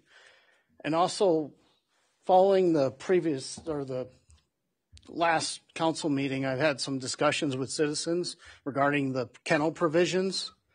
One of the primary, and also I believe Bonnie raised that the definition of kennel, there were some issues with the language. So one issue that was brought up was whether it's being implemented for the kennel licenses, the inspections, things of that sort. And it appears that implementation has been essentially lacking. So one option is to either revise it or leave it as is, and then just essentially mandate implementation, or we could discuss removing or repealing the kennel provisions and then addressing it through, say, cruelty to animals and different issues to ensure that any sort of kennels are operating within sanitary and health standards. And that's entirely a discussion for the council. But otherwise, the proposed revision to the definition updates it to generally any sort of kind of boarding business that boards animals for a period of time. If there's 7 or more animals, then generally they would have to apply for the license. The objective is to try to simplify and ensure that if you're boarding animals, you're generally a kennel. And also, I revamped the definition to narrow the scope for breeders. Because before, I believe it had, if you had 2 of the same type of animals, that you could be considered a breeder and then would have to file for the yearly kennel license. This would narrow it down to if you intend on breeding animals 2 or more times a year, then that is more focused on people that generally engage in the business of breeding. And also it helps prevent some because animals in unintentional breeding, things of that sort, where you don't have to apply for a kennel license if you had an animal produce offspring once or 2 times a year. So if it's more trying to narrow the scope of the definition of a kennel, and there's a balancing the needs versus actual implementation. But otherwise, the primary revisions is the urban chicken ordinance, and this scope of that ordinance is more, I tried creating a comprehensive ordinance. Many of the surrounding areas and throughout South Dakota, many of the urban chicken ordinances are very limited and consist of primarily maybe a paragraph. So I tried creating a more of a comprehensive kind of review or regulations of urban chickens within the community. And the purpose of that is to ensure that, or try to minimize any potential future problems or any complaints, and ensure the cleanliness of the chickens, maintaining it to 6 hens, no roosters, in the efforts of trying to keep the noise down, and ensuring that any sort of setbacks are trying to prevent any neighbors from being disturbed from the noise or the odors, and ensuring that any manure is generally cleaned up and the hen house or the chicken coop is generally maintained and visually appealing too. And also creating barriers that prevent kind of sight from the right of way and things of that sort. I'm happy to answer any questions.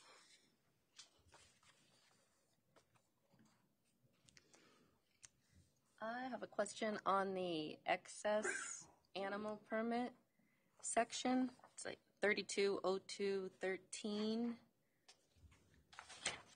If this new chapter adding urban chickens were to pass, would those chickens be considered a domestic animal? Since there's a limit of 6 domestic animals, does this need to say not including fish and chickens then, or? To be honest, I actually overlooked that. So, I mean, that's something for the second reading I can easily adapt to. That way it's more, because I think the provision is generally geared towards dogs and cats. And I can... And possibly chickens.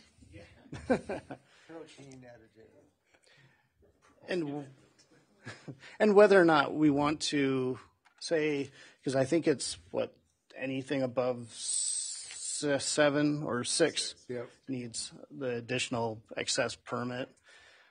Whether or not we can balance say if a person has 6 cats and then wants chickens along with that, I think we can look into adapting the phrase or leaving it 6 chickens or vice versa. Because it says here, too, not including fish. So I'd imagine you could probably just say not including fish or chickens and chickens. Yes. Maybe that would be easy enough if it goes through. Do you have something else, Angela?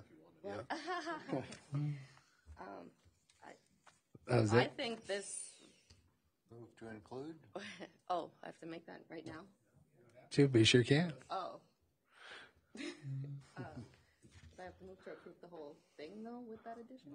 Sure. Okay. I mean, I think that the new ordinance for the urban chickens covers pretty much everything.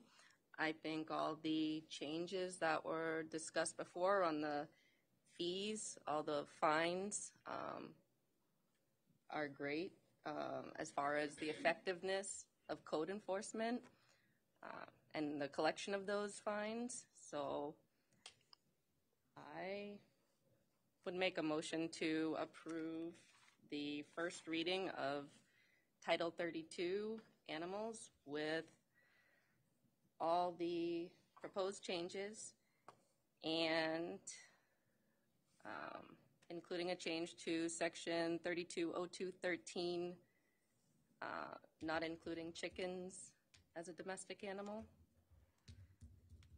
And with the addition of chapter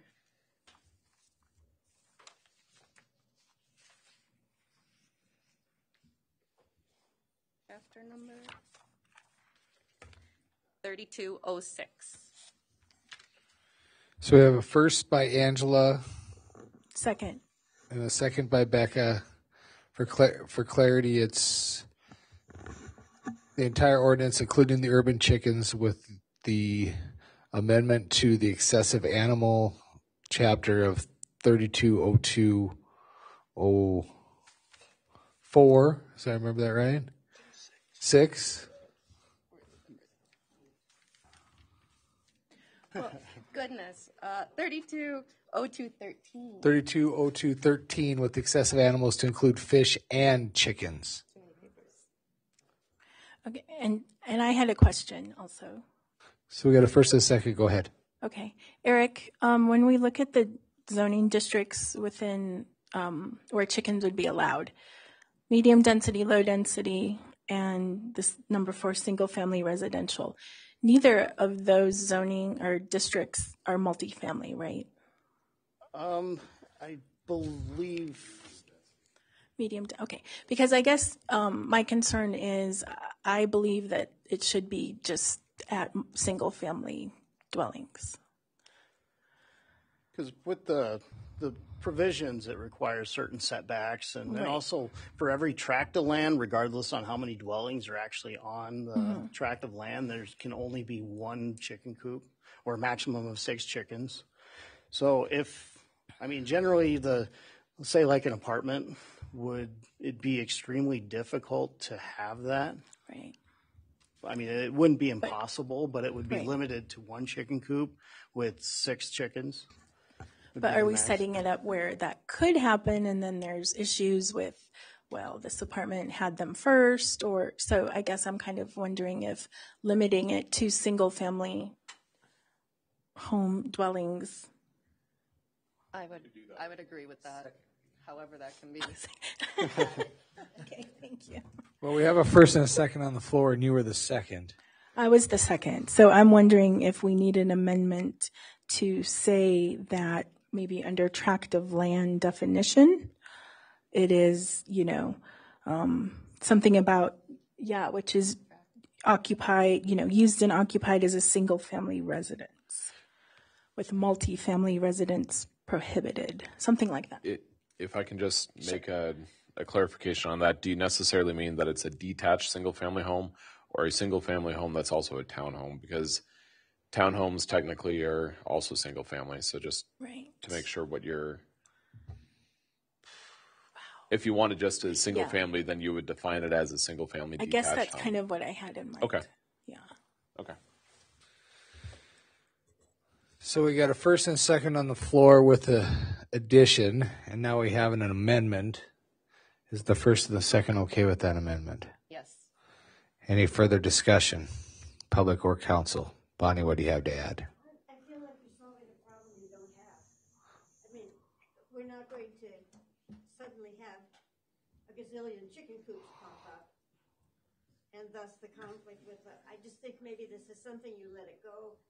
Well, Rapid City has it in the ordinance that they discussed 3 or 4 years ago, and I think Rapid it was a point in Rapid's ordinance when they had this discussion a few years ago.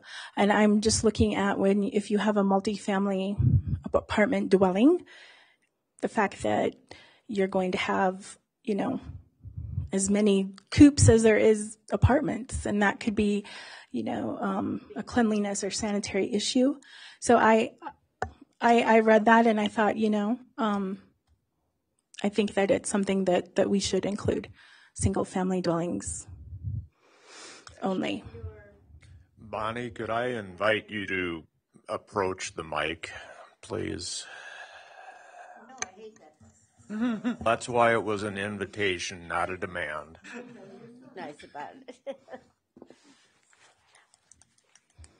No, I hear what you're saying, Becca, and I understand that, and someplace bigger perhaps, but it just seems to me like sometimes we solve problems that we don't have, and our energy should go into solving the problems we do have. I think it's mitigating a problem that could arise. And I get that. Yeah. It could arise, but I just think it's going to be so long before it does arise that we're messing with tricky wording that we don't even have to mess with at this point. Well, And you're excluding collaboration. You know, we would want to encourage people to collaborate and share a chicken coop just like we do our community garden. So, you know, in that vein, Sure. I'm just saying, I think we're solving a problem we don't have, and I'd rather see our energy go into solving problems we do have. Thanks, Bonnie. Any last discussion? We vote on the amendment first, which is to specify that it's single-family detached only for the language in allowed properties. We'll go ahead and voice vote it. All those in favor of the amended motion, please indicate by stating yes. Yes. Opposed to no. That motion carries unanimously. The first motion is the first reading also has an amendment in the language and include the urban chicken section. Any last discussion on that? First and a second on the floor. All those in favor of the motion, please indicate by stating yes. Yes. Opposed to no. That motion too carries unanimously. That'll come back on second reading with proposed changes. Mr. Miller, did you get all those? Item 12.7 is Title 16. This is a discussion point, no action out of here. And I'll turn it back over to you, Eric.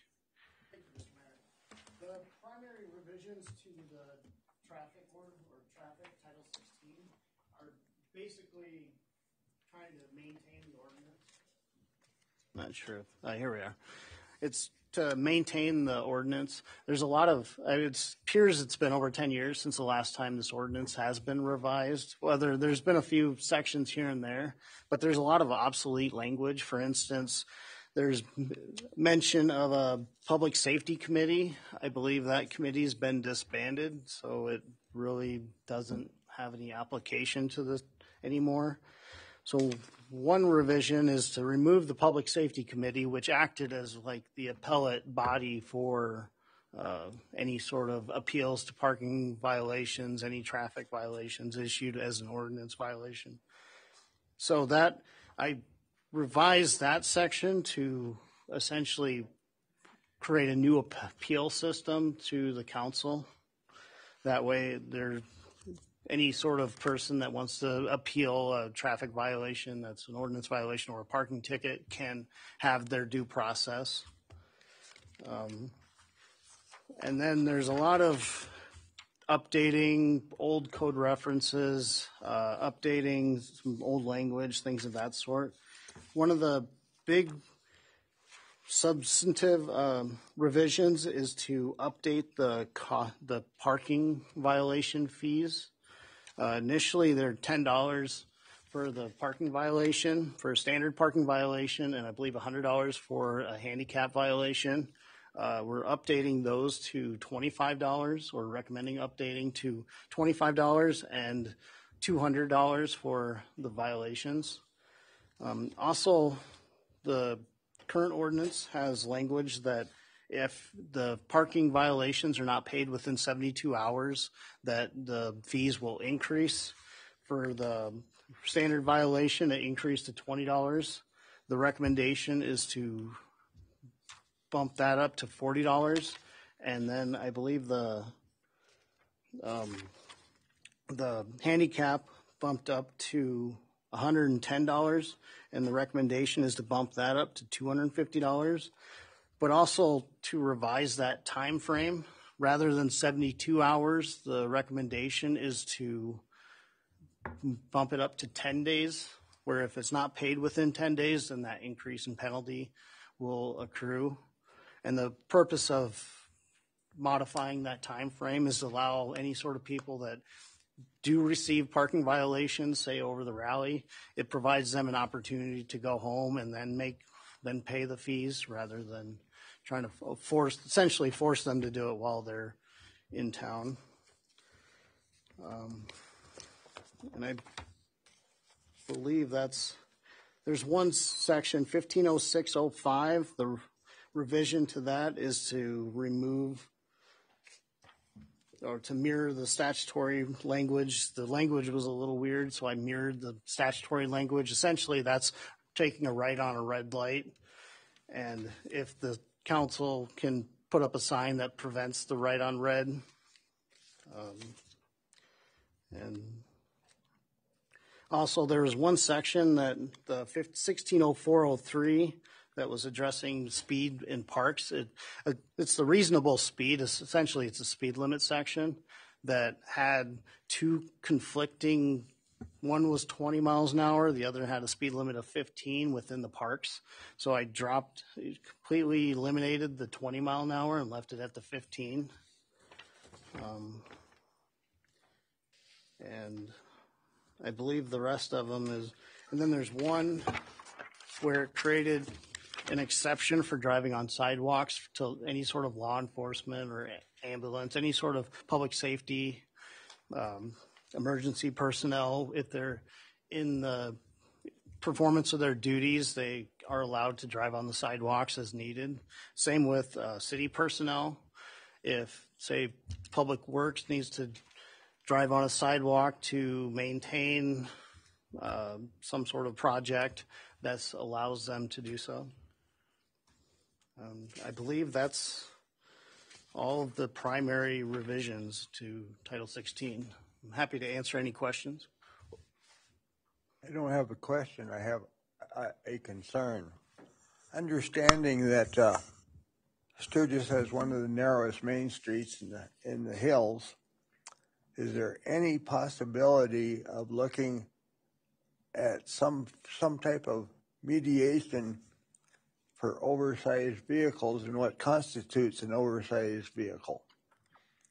And my biggest complaint is that, personally, I drive down Main Street, and you can't go the 4 blocks of Main Street without stopping and letting somebody drive through when you have more than one super cab 4-door extended bed pickup parked on Main Street.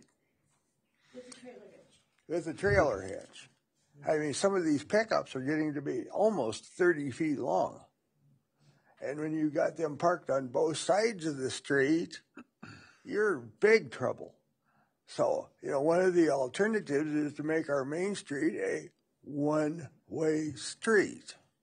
I don't think business is going to like that, but I'm telling you, we're going to have somebody get hurt, because today I had an individual of the, I guess I'm gray, of the graying anatomy back there, super duper pickup nearly across the street into my pickup, which is legally parked on the other side. And I had to bang on their fender to get them to stop. That's a long pickup. We're going to have some issues. I'm just bringing that up now so we don't get blindsided.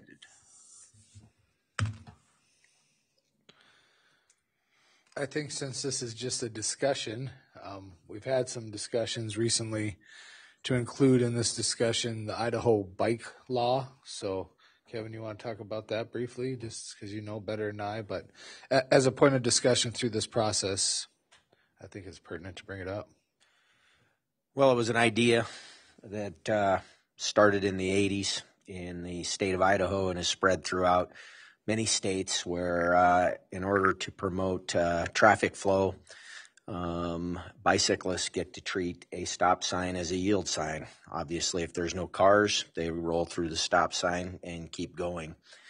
I did ask the question to city attorney, and he provided information back just before the meeting that that could not be done on a municipal level, and that was a state law level adjustment. The idea was that maybe we could make this happen because it seemed to fit what was happening here. I'm not picking on any one cyclist, but even the ones dressed in blue and wear badges roll stop signs once in a while on their bike patrols.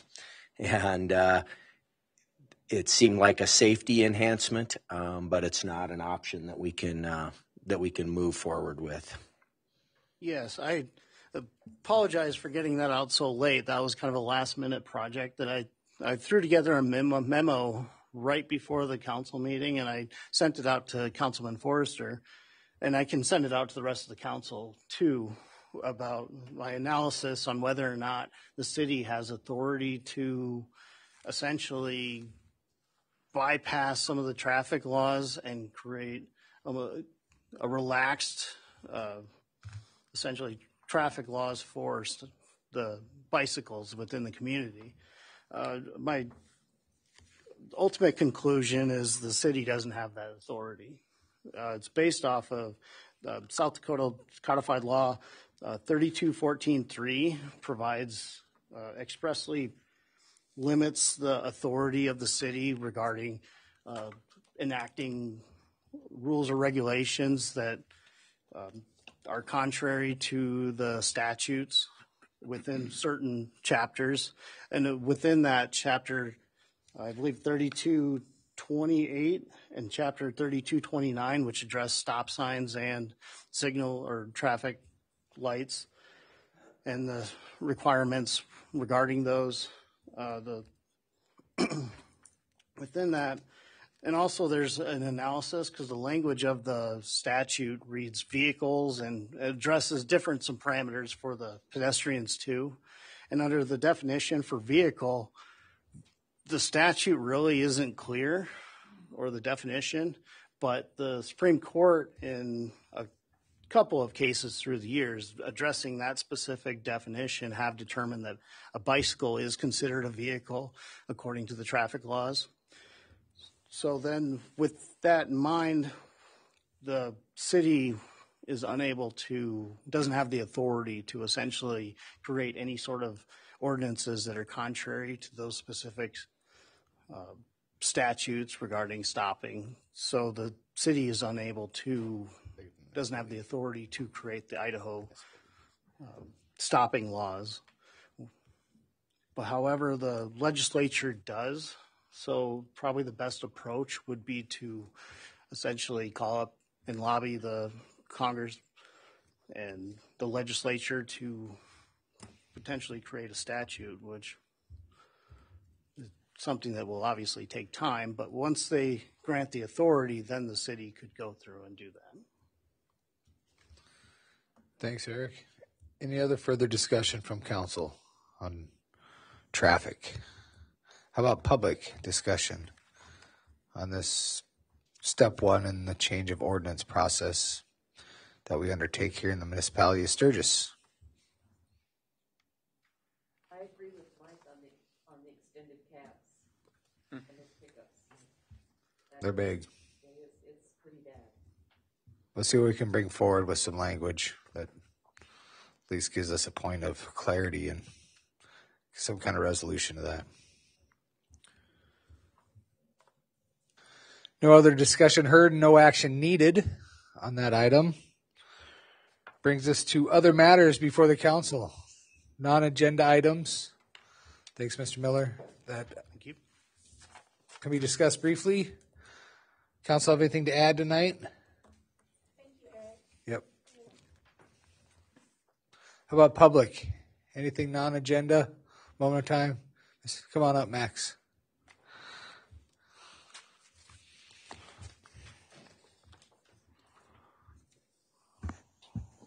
Hey, you guys got me off the... Huh? There we go. Hey, I was just coming down. My name's Max Felstead. Thank you, Mayor and Council. I just came down because the ordinance are changing the industrial to the other side of the service road on the grow. I was at all the planning and zoning meetings and at all the other meetings. And had I known that was available for me to look at that side of the street to buy land for a potential grow, I probably would have. I have proposed a very detailed grow and manufacturing in the industrial park. I am waiting for some key elements from my people to be able to tell Amanda how many people it'll employ, what type of salaries. It's looking at 20 to 30 employees. I've had contact with Daniel and Amanda, and it would be a big deal for our town. I'd like to do it in conjunction with the city. I didn't come in here with a green t-shirt or a whole bunch of other things, or telling you I'm here to protect the interests of South Dakota business owners. I'm not. I'm here to help the city and to help kids. That's it. So that's all I got. Appreciate your time. Thanks, Max. Bonnie, you had your hand in the air.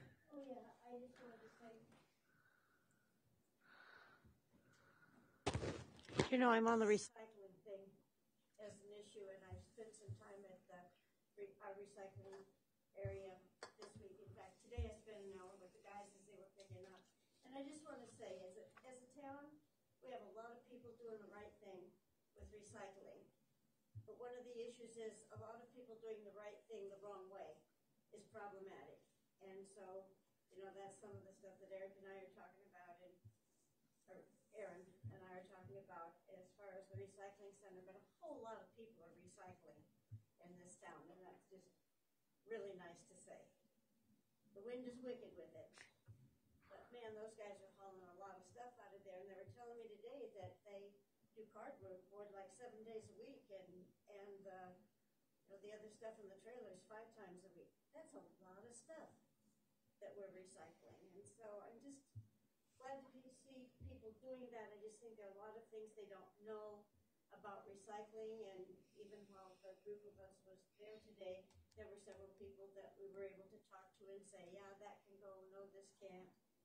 And one older lady had several things that really need to go to the dump, so we just put them in the truck and take the dump the next time. And she drives the car and she's got that hip, you know. So there Doesn't work on the screen. that don't belong out there at different times, and I think we just have to praise them for what they're doing right. But we do have to learn about plastic bags, and we have no recycling for plastic bags except to go to Lynn's or to Walmart. And we're finding up with a lot of plastic bags. And it's sad to see somebody take the time to do a whole bag of plastics and put the whole bag in, and the guys have to throw it away because they just can't stand there and pick it out. So I picked a bunch of bags up today, but we're making progress. A lot of people are doing good things out there. Thanks, Bonnie. Any other matters?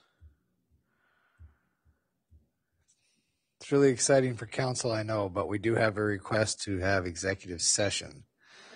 So is there a motion for exec? So moved. We have first by Dave, second by Jason. All those in favor of exec, please indicate by stating yes. Yes. Opposed to no? No. We're going to exec. 9:10, we'll come back here. Give us 10 minutes of a break here to clear out. Thank you. That's awesome.